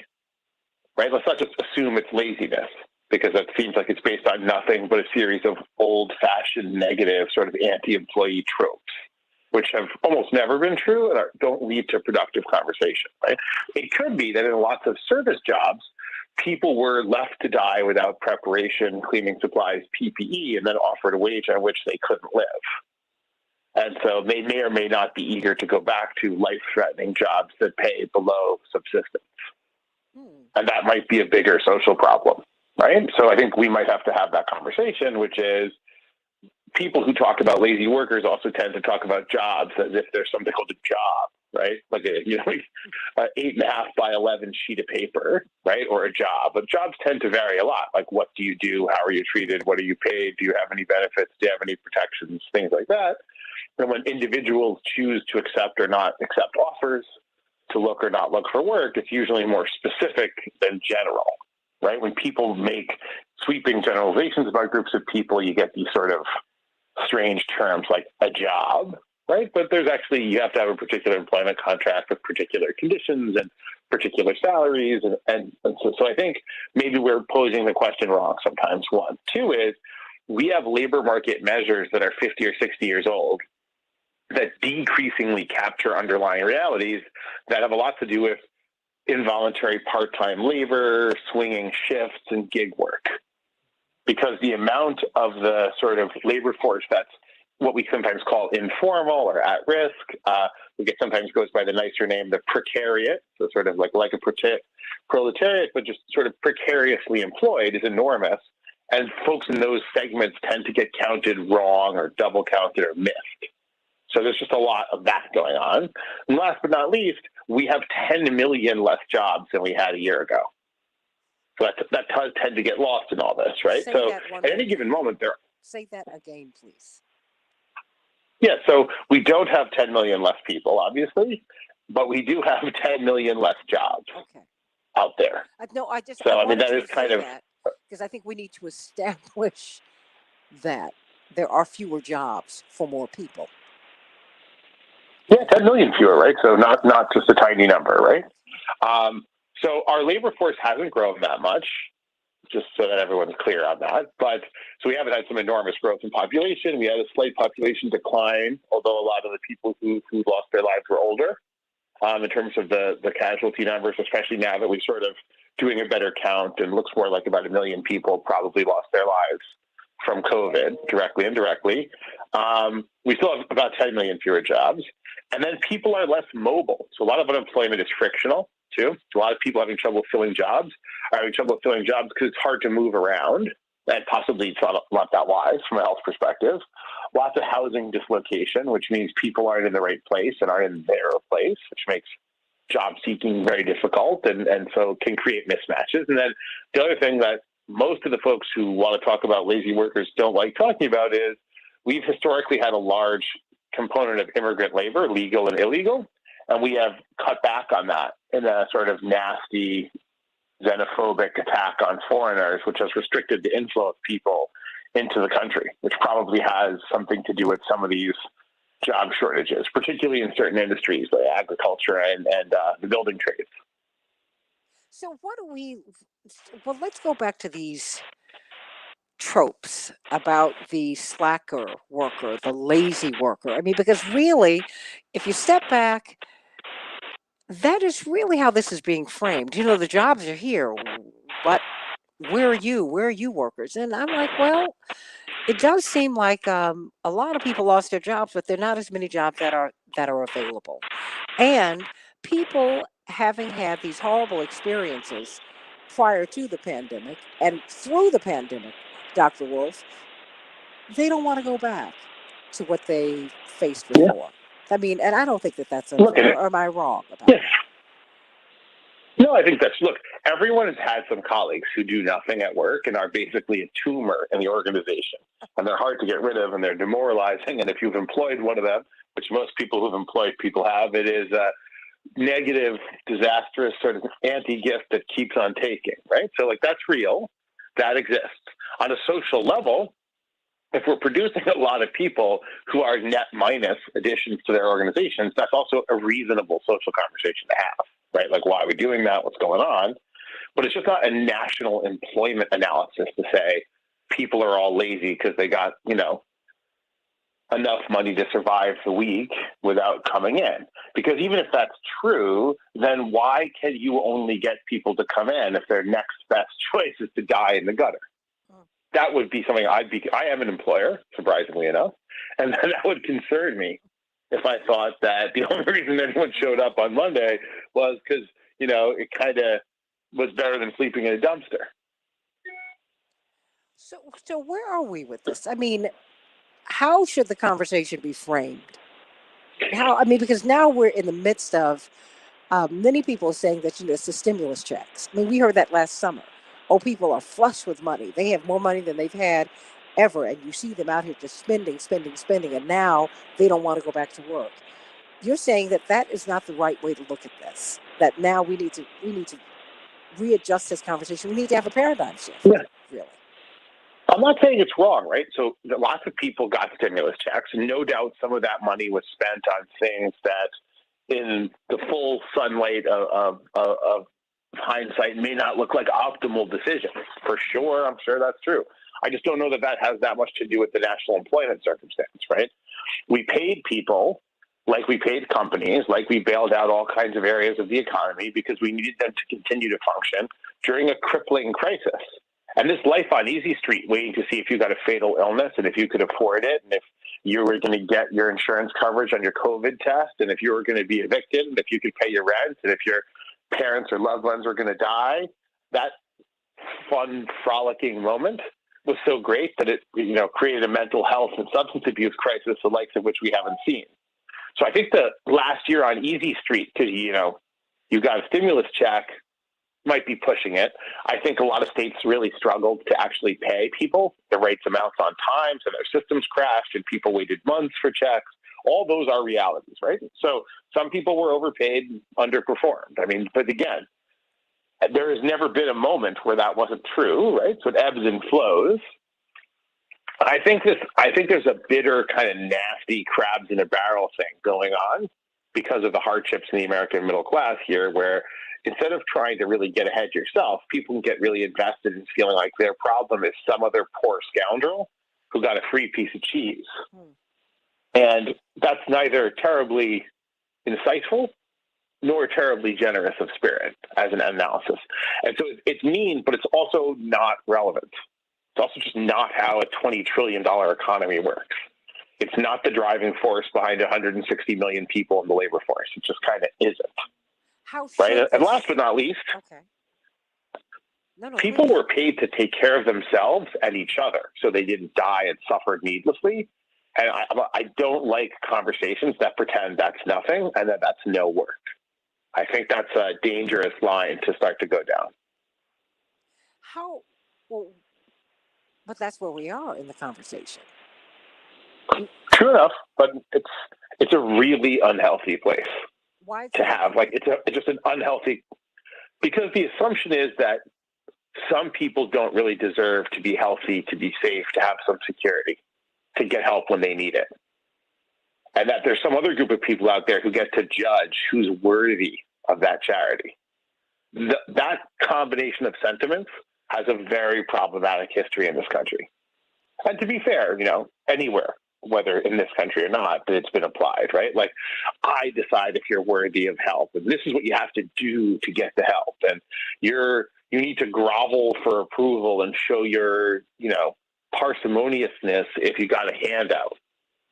It's just sort of, look, wealthy people got stimulus checks too. You know what they did? They drove Bitcoin to $50,000, $60,000, and they bid stocks into the trillions of dollars in market cap, and they valued a deli in New Jersey at $100 million. And people went crazy bidding up the shares of bankrupt GameStop and closed down theater companies. Again, I'm not sure that's God's work either. Oh, Mr. Blankfein, thank you. Excuse me, Dr. Wolf. Let me ask you this. Are workers coming back to rising wages, or the wages flat? Are they, because they were poverty wages kind of sort of before? Well, it depends on who, right? So obviously different groups of people get paid very different amounts of money. So it's a bit tricky to generalize that. Wages are up, not enormously, but they are up a bit.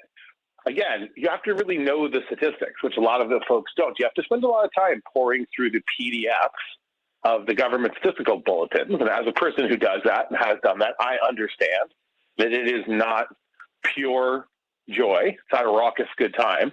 But if you don't spend a lot of time doing that, you have a tendency to find yourself in a conversation on these types of topics, which a lot of people do, without the benefit of knowing what you're talking about. So we did see wages go up a bunch, but rather more troublingly, it appears that that's because job losses were heavily concentrated among low-income workers. And if I have an average and a lot of low-income workers get fired, a disproportional number, then my average goes up. So on an average basis, it looks like wages are rising. Yeah, they are. It's not wrong, right? It's just that if wages are rising because of a disproportional job loss among brick and mortar retail and point of sale service employees, then what looks like rising wages is actually rising unemployment among low wage people, which is not so hot. What should a $22 trillion economy look like? That is to say, is it possible to pay these frontline workers, the factory workers, the janitors? Is it possible to pay these people who don't make a lot of money? Is it possible to pay them a livable wage, a prosperity wage, and the corporations also get a profit? Probably depends on the circumstance and what prosperity and livable wage mean. And I'm not trying to be difficult, right? But the problem is numerically putting something on like what is a living wage? I mean, a wage that doesn't cause you to stop living? Or is it something more? And I'm not trying to attack the concept. I think it's a very progressive concept. I just don't know how to translate it into a number and give you an answer. That makes sense, right? Certainly, wages have not kept up. So one good gauge, one really sustainable, not too terribly ideological way of measuring wages is how much of the value that an hour of American labor produces goes to the person who gives the labor, and how much to the person who owns the enterprise or rents the capital equipment or rents the space. That portion of the value created by these workers that goes to these workers has fallen precipitously for 40 years. So not only would it be possible to change how much is going to capital versus labor, give more to labor, I suppose, right? It's what most of the world has done most of the last 50 to 100 years, including us. So it isn't some phantasmagoric, utopian, socialist wet dream, right? It's just what happened here 30 years ago, or 40 years ago, or 50 years ago, or 60 years ago, or 70 years ago, right? And what happens in some other jurisdictions. But most of the advanced developed country economies, Europe, Northeast Asia, the United States, have fallen into one of two traps. Either chronic high unemployment, but good jobs, or a lot more jobs, but a lot fewer good jobs. We took the second path. More jobs, less good jobs, right? And so over the last 30, 40 years, that's been the trajectory, and it's probably why a fair number of people out there listening to this conversation are on their way to, from, or at a job that they might loosely describe as not too good. What is the end game here? I mean, where are we going with all of this? Because we're seeing, I mean, we're not hearing this discussion framed in this way in the outlets that are most accessible to us in mainstream media. This discussion is being framed as if people don't want to go to work, or that somehow or another they want to be paid more than they are worth, than their labor is worth. How do we reframe this conversation? How do we make this right, Dr. Wolf? Yeah, so again, I don't doubt that there are people out there who don't want jobs because they're getting paid to not work or because they don't want to work, right? I just don't know what's interesting about that terribly, other than it sounds like a curmudgeon breakfast comment from an old guy who's in a bad mood. Right? Like it might be true, but it's not some labor market analysis. Right, so we need to find some way to get people working because the society needs work. And not everyone gets to be rich and not everybody gets to be successful fast or easy. All that's true. I think most people are okay with that. They may not love it, but they're okay with it, right? I think we need to get back to a society that values work culturally and morally as much as it does economically. And I think if your way of getting people to go to work is by terrorizing them into the horrors of poverty, as soon as they don't immediately face those horrors, they don't go to work.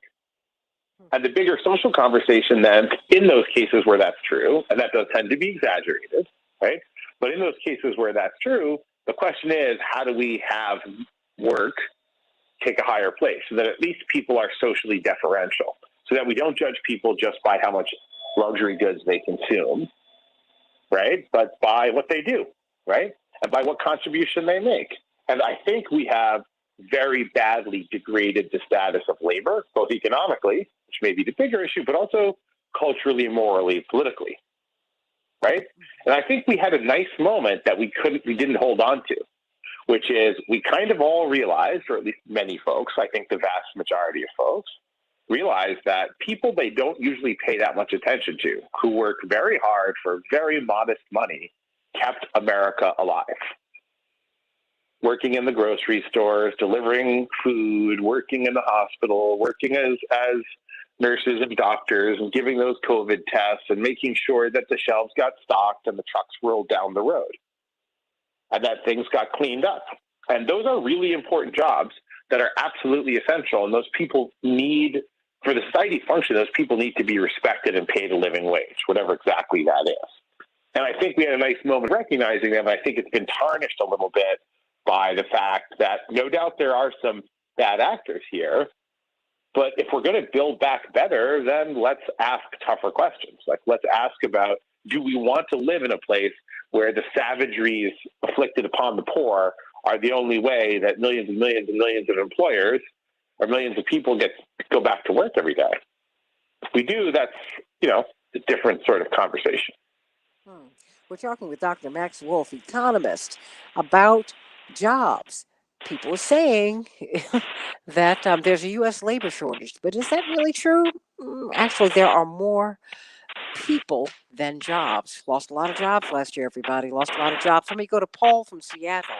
Paul, I think I have time for just one question. Very quickly, Paul, what's on your mind? Yes, let me just say something about the minimum wage. And all we really need to do is echo the words of Chief Justice Charles Evans Hughes, who wrote the opinion in West Coast Hotels versus Parish in 1937, which established the minimum wage. And he said, there is no liberty in having to work for what is less than needful. And that is the truth. That's all we really need to say. We always hear about people saying, well, he's going to pay $15 an hour to a hamburger flipper. Well, let me point something out. Number one, how bad do you want those hamburgers out there? And number two, a critical part of hamburger manufacturing is the flipping, okay? So if you have to pay somebody, you can't sell a cheap, crappy hamburger for 39 cents anymore, maybe there's not a lot of money in selling cheap, crappy, high-caloric, high-fat, high-sodium food that's killing America. And if you actually had to sell it for the fair price, comparatively to what else you could eat, America might be healthier. What do you think of that? Well, I think that you're getting to a point, Paul, and I feel your passion. I hear you. As we are looking at Dr. Wolf, you made this point. I've got a couple of minutes before we get out of here. About honoring work, honoring workers, not having a hierarchy on work. I mean, all work matters, all of it. If you don't think that the garbage man or garbage woman matters, let them go on strike. If you don't think the janitors, the cleaning staff matters, if you don't think that the people who work in the cafeterias matter, let them go on strike. Let them have a day of absence. That was a play that came out years and years ago when the neglected workers, when the workers who are held in contempt, Dr. Wolf, it was called a day of absence. It was a small southern town. All the black workers, the white community woke up and all the black workers were gone that day. It was called a day of absence. And you couldn't just switch black people out for all essential workers. What would happen if we woke up one day and these people, as you said, Dr. Wolf, who made America run during a pandemic, many of them died making it run. Many of them got very sick. Many people have not recovered. Well, guess what? How do we pay them? How do we honor them? How do we value them? Maybe that is where the conversation needs to go, Dr. Wolf. Yeah, I think it does. I think it's overdue. Look, it's a basic production. Even the market can solve this, right? So look, it's a basic production question, right? I might be able to make more money making T-shirts with 3-year-olds who are chained to the wall, but we've decided that that's not okay. At least we say we have, and most of the time nobody puts that in the ads if they're doing it, right? So the point is, there are interventions in the labor market to create minimum standards. And I think most people are comfortable with them. So it's a grayscale story. It's not a white and black story. And if you can't pay people enough to survive in your production process, you have to change your production process, right? Just like if you can't do your production process without employing a minor, you have to change your production process, right? There are minimum social standards. We have successfully enforced them in the past. We successfully enforce some of them now. I think it's doable, right? I think the question is to have an orderly transition with some assistance. 1 minute. Because there will be some dislocated workers. Like, we shouldn't kid ourselves here. There will be people who lose their jobs, and there will be communities disproportionately affected, and there may be some industries disproportionately affected. And as much as there are a lot of good things to criticize about fast food and fast food jobs, it is still an important employer in some areas, and there are still hardworking people who are worthy of respect and consideration in that industry as managers and employees and owners. 30. I take that seriously too. Dr. Max Wolf, everybody. I just don't think, No, please. labor policy is not the proper place to condemn your enemies and pick good guys and bad guys and deride people who need help. That's 15. not where that belongs.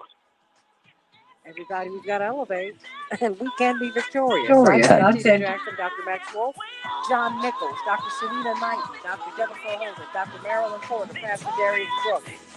Thank you all today for being with us. God bless you. See you tomorrow morning on the Santita Jackson Show.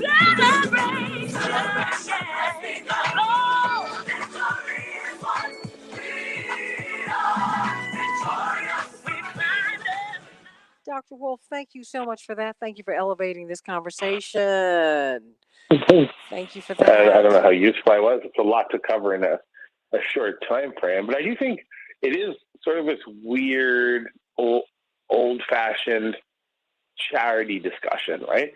I don't mean to deride charity. Obviously, it's a potent force socially, but the old notion of the poorhouse, the charity house, doesn't belong in a modern labor policy conversation, right? It's sort of bizarre.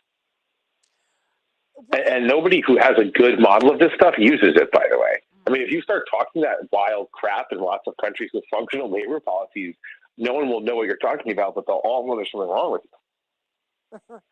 Well, I think it's as you said, it's cruel. It's really mean-spirited. But we're going to have to make some decisions about valuing people. And that's a really, really tough lift for us because, this is a country that was built on enslaved labor that we did not pay people for, and land that we stole. So none of this was free. There's a high marginal profit rate on those things sometimes. Yes, absolutely. Yeah, sometimes. And so what we're looking at right now. Not always, by the way. Yeah. I think the darker, less well-told story of America is that most of these things ended when there was a more profitable way to function, not when they became morally repugnant, right? So I think that might be the less happy part of the story as against the normal kind of social studies model. But that's how I was taught. My mother said, no, people didn't wake up and get a heart. Something called a cotton gin, something called industrialization. Things changed. And we've got to figure that out, everybody. We've got to figure that out. And I just say that one interesting way to think about it, yes, because people think a lot about technology now, and I think certain technologies are going to have a bigger impact on the future of work than the general public has been sort of informed about, right? So I think it's going to be very important to have these conversations in the years ahead, and it's going to, like all these things, the sort of eggheads are going to prophesize it for a bunch of years and nothing's going to happen and you're going to think it's overblown, and then when it shows up it's going to be a little late, sort of like global warming or social change in general. But look, the artificial intelligence and electronics revolution that are happening, the internet's decentralization revolution which is happening, like the mechanization industry, like the way that changed the production, right? We're going to have that change with knowledge and service work. We're in the early stages of it. And the big decider of capital and labor in history around these changes is who harnesses the technology. Is the new technology used to discipline and immiserate labor, or is it used to make life more productive and allow people to spend more time at leisure and less at labor with greater affluence? Well, and how is that changing pie? Where do you see this going? I mean, because we're all looking to educate our children and all of that. Where do they go? Not me. Teaching my daughter to steal. Don't you say that. She is a natural. Yeah, obviously we are, right? Also, I rely on people hoping to educate their kids. I also teach university, so obviously I'm all for that. Social level as well as personally. No, look, on a more serious note, that's a matter of social policy. If we stay on the course we're on now, 80, 90 plus % of the gains will probably go into profit, and the stock market's anticipating and pricing that. It's kind of what you're seeing, right? So all these tools, they're not good or bad. I'm not trying to attack the tools, right? We don't need more modern Luddites, but it's what use the tools are put to that determines whether they're kind of blessed or cursed, right?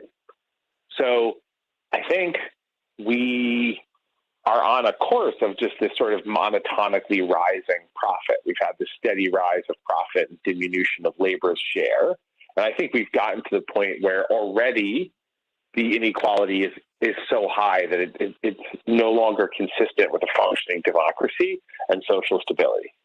So if we want, say, a functioning democracy or social stability, the inequality needs to come down a bunch. If it goes up from here, I think those crises get hotter faster. I'm just wondering. But you never know. I mean, it could take longer. Well, and then again, not. I mean, that's the thing. Everything is changing very, very quickly. That's the best quote, even though the source can be very controversial. So it's Lenin and not John, the other one. But there are decades when minutes happen and minutes when decades happen. And that's the law of social change. Yes. So things go really slow until they go blindingly fast. And I don't think it's easy to tell which the tomorrow will be. And I think certainly above my pay grade.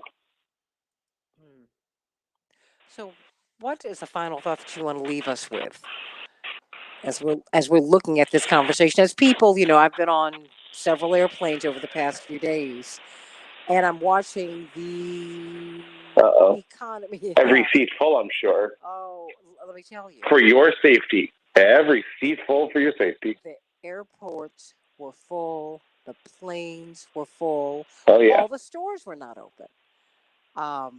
And in the hotel, I stayed in a beautiful hotel in Greensboro. People were doing double duty. People at the front desk were having to serve food. I mean, it was just so they're short staffed. Particularly in the hospitality industry. Oh, yeah. I mean, what are you seeing? Yeah, so look, there's a lot of dislocation. There's a lot of immobility. Those things and there are a lot of people missing, right, from their jobs for any number of reasons. And it's going to be an issue. It will complicate the restarting of things. So I'm not denying that, right? So the question is just if it's a broader issue, then we should have the broader conversation. I do think we're going to see a lot of the pandemic stimulus begin to wind down, right? And so I think that might sort of solve that little piece of it. But I think we're going to have a lot of friction. And I think, look, again, I keep saying this, but I think we still under-factor it every time. The America that's coming out of COVID is not the America that went into COVID. People will value different things at different amounts. That's what a collective, perpetual crisis and series of near-death experiences do to folks. And if you still need a pre-COVID sensibility for your business, for your employees, for your clients, for your customers, for anything, you should rethink it pretty quick before the market rethinks that for you. Is the market going to rethink this, you think? You believe? I mean, so it's trying to. Part of what happens when you have as much stimulus and sort of interference in the economy, which is not a bad thing per se, but when you have this is that you don't see what the market dictates will be because you have non-market forces kind of calling the tune. In other words, you have all these landlords getting deals, in some cases or not, to leave apartments vacant. You have other landlords who can't collect their rent, but tenants who aren't going to pay it. Even if they could pay it, they're not paying it. So you're going to have to resort a whole lot of the distribution of wealth and property in this country really fast. And we've been in a sort of suspended long-term emergency, spending a lot of federal money and going into debt to do it, right? And the latest evidence from yesterday and the day before show us that households have been doing likewise. They've been on a little bit of a debt bender here. And so we've had this sort of overly rosy, overly good moment here before the inflation and the social issues ticked up with all that stimulation out there, and people relieved that they're not going to get COVID, they're not as likely to get COVID or not as likely to get a severe case of COVID. So there's a as there should be, a collective excitement and sort of exhalation there, right? Exhale. But then the new reality becomes the game, and that's a little bit opaque, but it's not going to be as happy as the relief, right? This is like when you've looked for a job for a while and you finally get one, and you're really excited, and you go the first day, you're like, holy crap, I forgot, this job sucks. This is the job I got. Right? You got to transition from the, oh my God, I got a job, to holy crap, this is the job I got. How about that? Right? So that is part of a process. I'm not sure it's necessarily tragedy, but it's a thing. Well, I'm just wondering where all of this is going because now we saw these mega corporations expand, and we saw mom and pop shops, personal businesses contract, and then we saw some other businesses flourish. Some other small personal businesses flourish too. I'm just wondering where all of this is going to go, and the anxiety and the desperation that comes along with this changing landscape. That is unsettling to me. Yeah, and also remember, we blamed a lot of structural social problems on COVID and gave people help that we don't normally help because we had to give everyone help because of COVID. And again, I want to be careful here. I am not trying to be critical of that. I think that those decisions to try to help keep people kind of viable as much as possible, particularly during the lockdowns when public safety said we really did need to restrict the economy in ways far more aggressive than we have at least since the Second World War, right? So really in a generation or so. Compensating people or attempting to for those losses, I think, is exactly the right thing to do. So I'm not trying to be critical of it, but it does throw off the normal function of the economy and make some structural, at least temporary structural adjustments. And so now we have to sort of begin to unwind it, and then the question becomes, first of all, are we trying to go back to the pre-COVID world? I think we can't, but that doesn't mean we won't try. So I hope we realize we can't, but I'm not sure we will. And then that begs the harder social question, right? What kind of future do we want? And I'll add one thing. After 20 or 30 years, the Republican Party maybe being a leader, but the Democrats too, talking about how the free market was good and the government was bad and we need less government. A lot of the same people who've been telling us that for a long time have been the first in line to cash the biggest checks from the government. And there was nobody out there whose ideological opposition to government intervention prevented them from cashing every check they received 4 times in the first day. So I think we're going to have an economy where people look at getting help from the government differently. I think that's true of high income and low income and highly skilled and less skilled and highly educated and less educated, right? And I think the fear a lot of people have, and it's a good one, it's a good thing to be worried about, right? Not about fear, but a good thing to be worried about is if we try to just go back to things as they were before COVID with the exacerbation of those inequalities that COVID brought, we're going to have a lot of long, hot summers and a lot of social unrest. So I think a lot of people do know that, but knowing that and solving that problem are not the same thing. Everybody talking to Dr. And I think we Maxwell? pretend our economic problems. Yeah, we like to pretend our economic problems are political problems here. And there's always a relationship, but I think a lot of these political problems are not just political. I think they're economic problems. I think an anger from the sort of less options, maybe less educated, less urban, white working class, a lot of that's economics. A lot of that's economic pain in those communities, right? A lot of upset about police brutality and other issues, while real, is also upset about just having a space, a social opportunity set that's brutally limited, separate and apart from an action of brutality by law enforcement, right?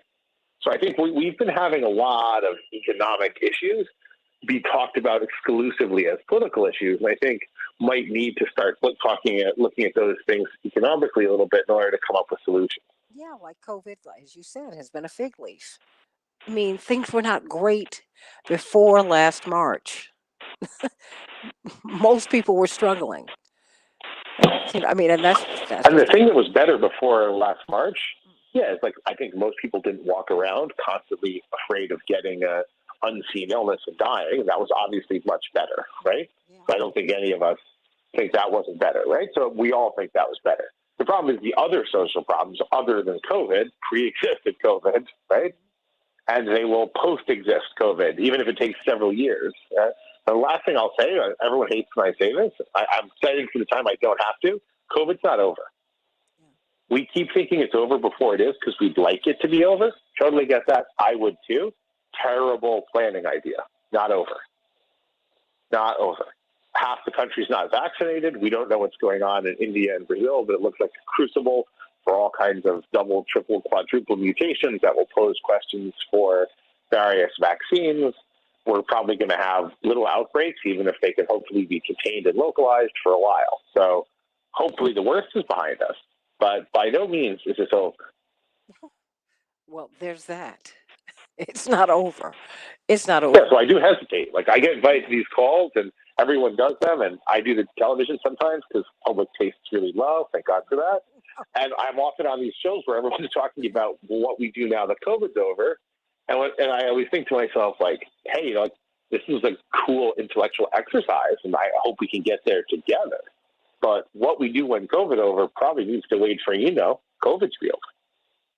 I mean, COVID. I mean, I'm telling you, Max, the airport was packed. The planes were packed. Oh, yeah. It was packed. I said, and these people are. But they give you a free surgical mask with your ticket, right? Well, no, so you're good. honey, now you know I was masked up. You know that. I mean, my mask. I was kidding. I know you were. I mean, because my mask cups my face. It left an impression that it took 90 minutes to 2 hours to get off of my face. That's what you want, though, right? Better than COVID. I'm not upset about that. And then I had the decorative mask with the filters in it. Yes, I said filters. Yes. I breathed and I was okay, but I was trying to keep.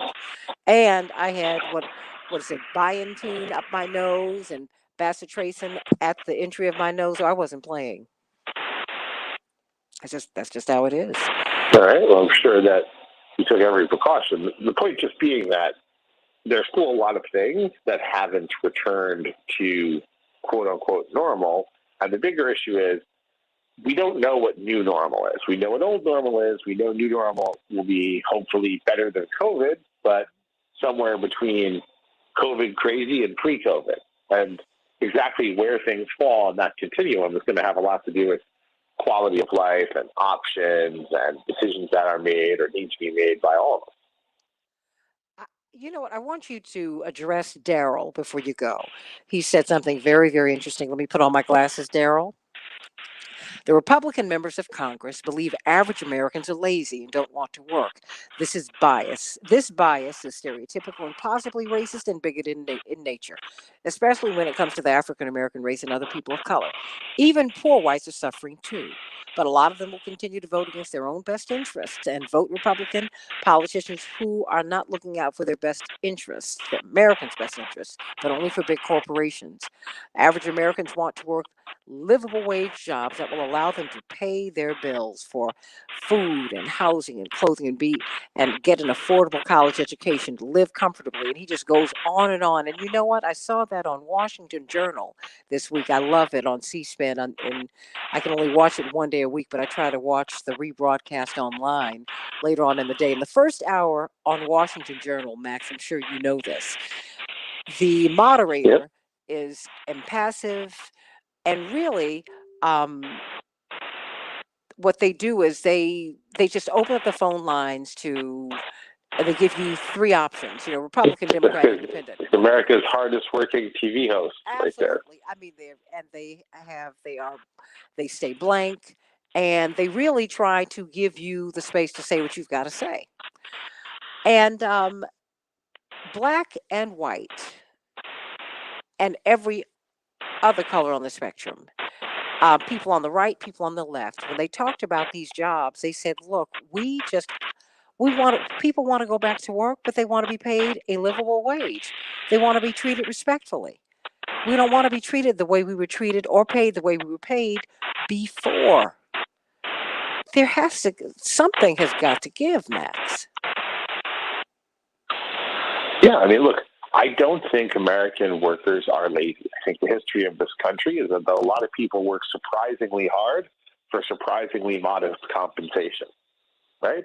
And I think public servants don't get the due credit either, right? I think a lot of public servants work pretty hard for pretty modest incomes. Right now, we may not like everything they do, and of course there are scandals here and there, and corruption and all the rest, but by and large, right, I don't think the average person is lazy. I don't think the average person is looking for, to put one over on you.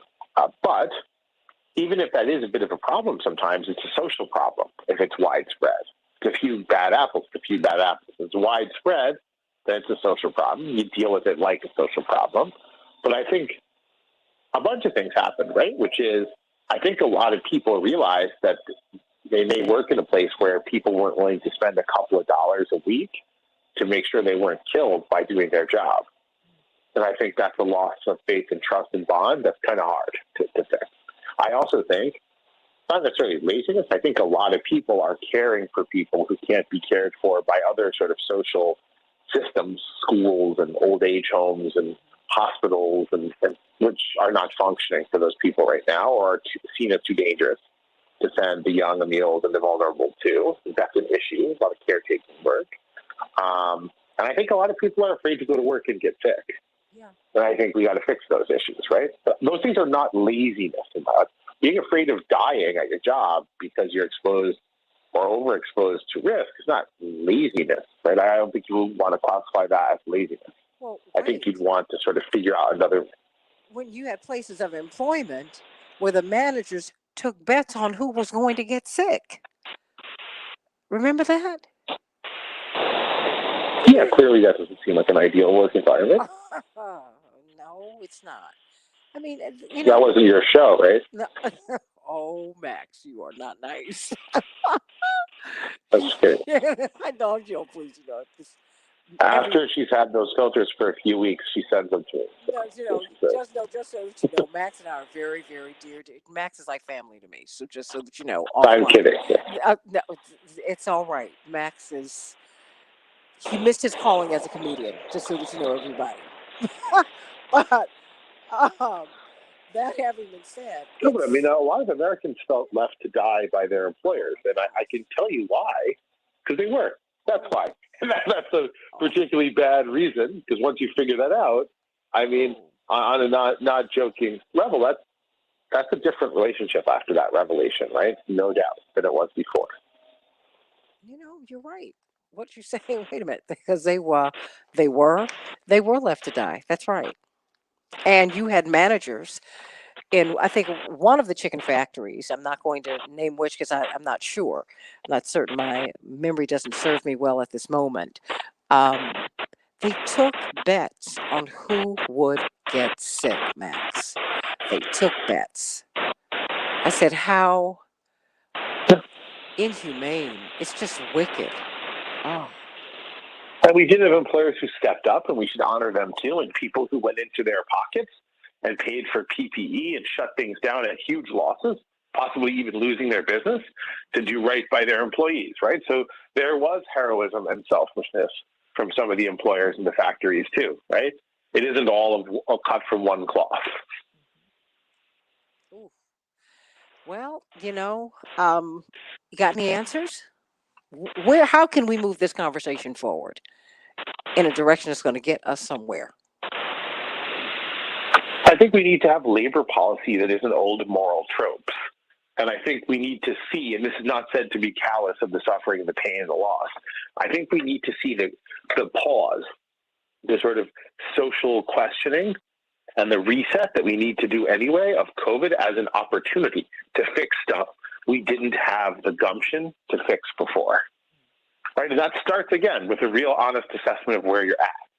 Not where you think people should be, not what you think other people should choose, not what you think is moral for someone else to do. Right? Those things aren't so helpful. But more of a discussion of what do we think is a reasonable minimum wage?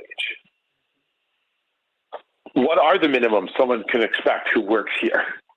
And then, this is going to sound hokey and not economist-like of me, but I think we need to find a way to respect anyone and everyone who gets up every day and goes to work, regardless of whether that person makes an enormous amount of money. And we have done a terrible job at that socially for many years now. right? And I think the best of American history was often when there was a kind of respect for the common working person. We have it in us to be there. We have to be there, right? So deriding people and seeing them solely as how much sort of luxury goods and consumerism they can do is just, it's a social cancer because it particularly afflicts hardworking people the society relies on and underpays, which means they're doubly afflicted. And it's hard to ask someone to live with an affliction. It's beyond unnecessary to salt the wound.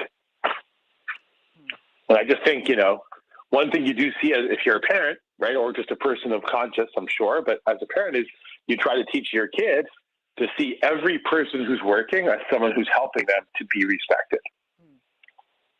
But it's hard not to be angry if they don't see that, and it's hard not to know that they miss it because they're taught to miss it. Wow. Right? And I think that's unfortunate.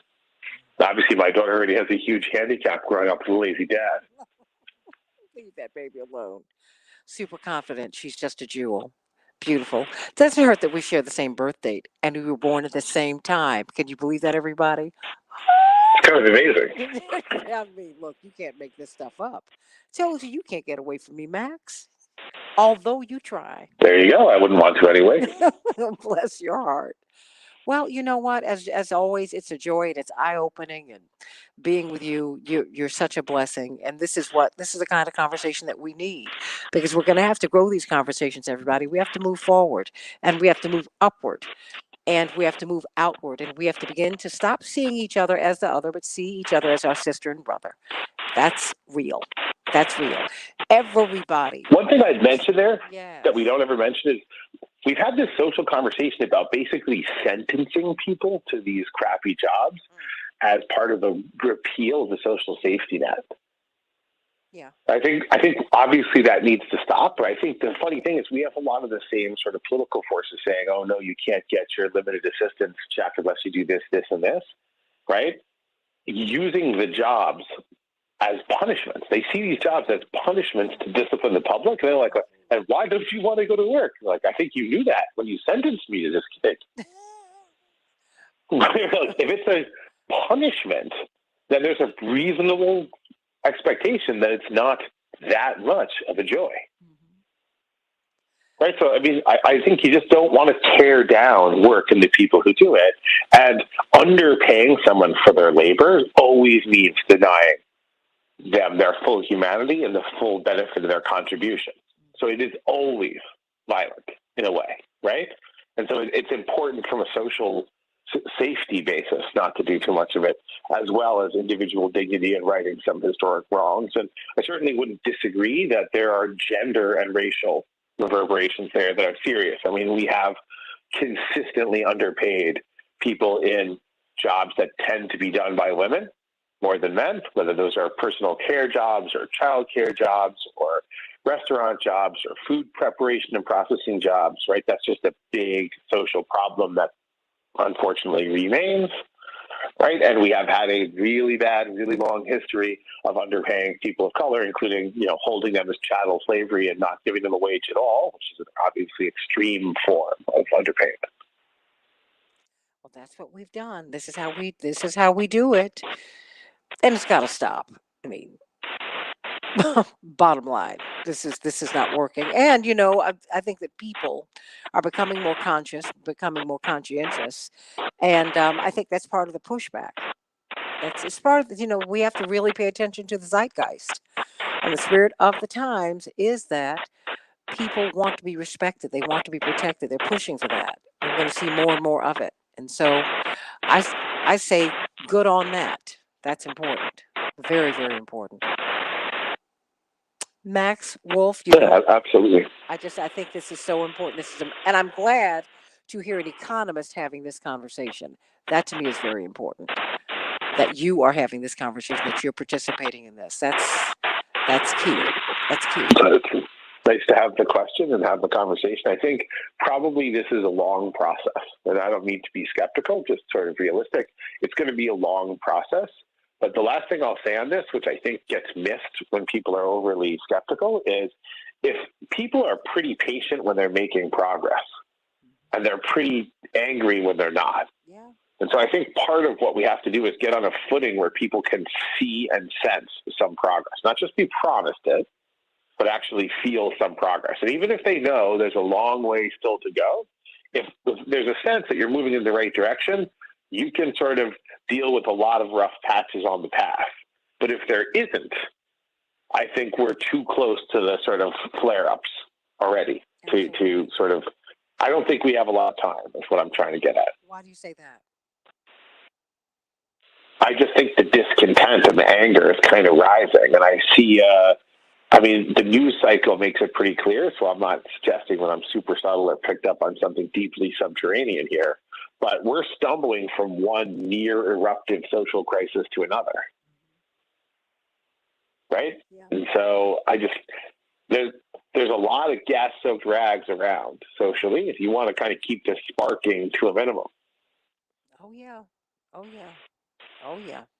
I absolutely. And this is going to be quite a summer if people go back outside and they cut off some of the assistance, and there's lots of anger and still lots of unsettled issues and maybe some high-profile trials going on. It does start to look like a combustible mix. Evictions, rising prices with food. I mean, you just name it. Sure. We're right here. We are right here, you guys. You probably know this, but economists always track this. The price of gasoline, particularly, and food, but gasoline maybe most of all, deeply affects people's perception of prices beyond even the actual impact of their lives. Because most people have a ritual of going to a pump and buying the same invisible thing that they have to buy, gas, pumped into their car, on a pretty regular basis, maybe once every week to 2 weeks. Usually you can't go that long between filling up the tank, or at least adding gas to the tank, right? Lower income people tend to spend less per visit in an effort to save money and therefore do more visits to the gas station, which we know. And that's sticker shock because they literally watch their money pour into that engine and then burn it. That's kind of what they're doing when they buy gas. The rise in gas prices have a visceral impact on people's sense of the economy. It's one of the best forecasters of how people feel the economy is going, if they're paying more or less for gas and consumer sentiment. It's a very visceral, very real experience for a lot of people to stand there and pour their money down a mystery tube that they have to pour it down to drive around in their cars. And for an awful lot of folks, a really, really large number of Americans, this is a ritual that's going to take place at least several times a month so they can see the price changes in nearly real time. Well, that's what we're seeing in the Southeast right now, aren't we? With the for sure, Northeast and Mid-Atlantic as well. Yeah. Yeah, I think they're restarting it, but maybe a few more days.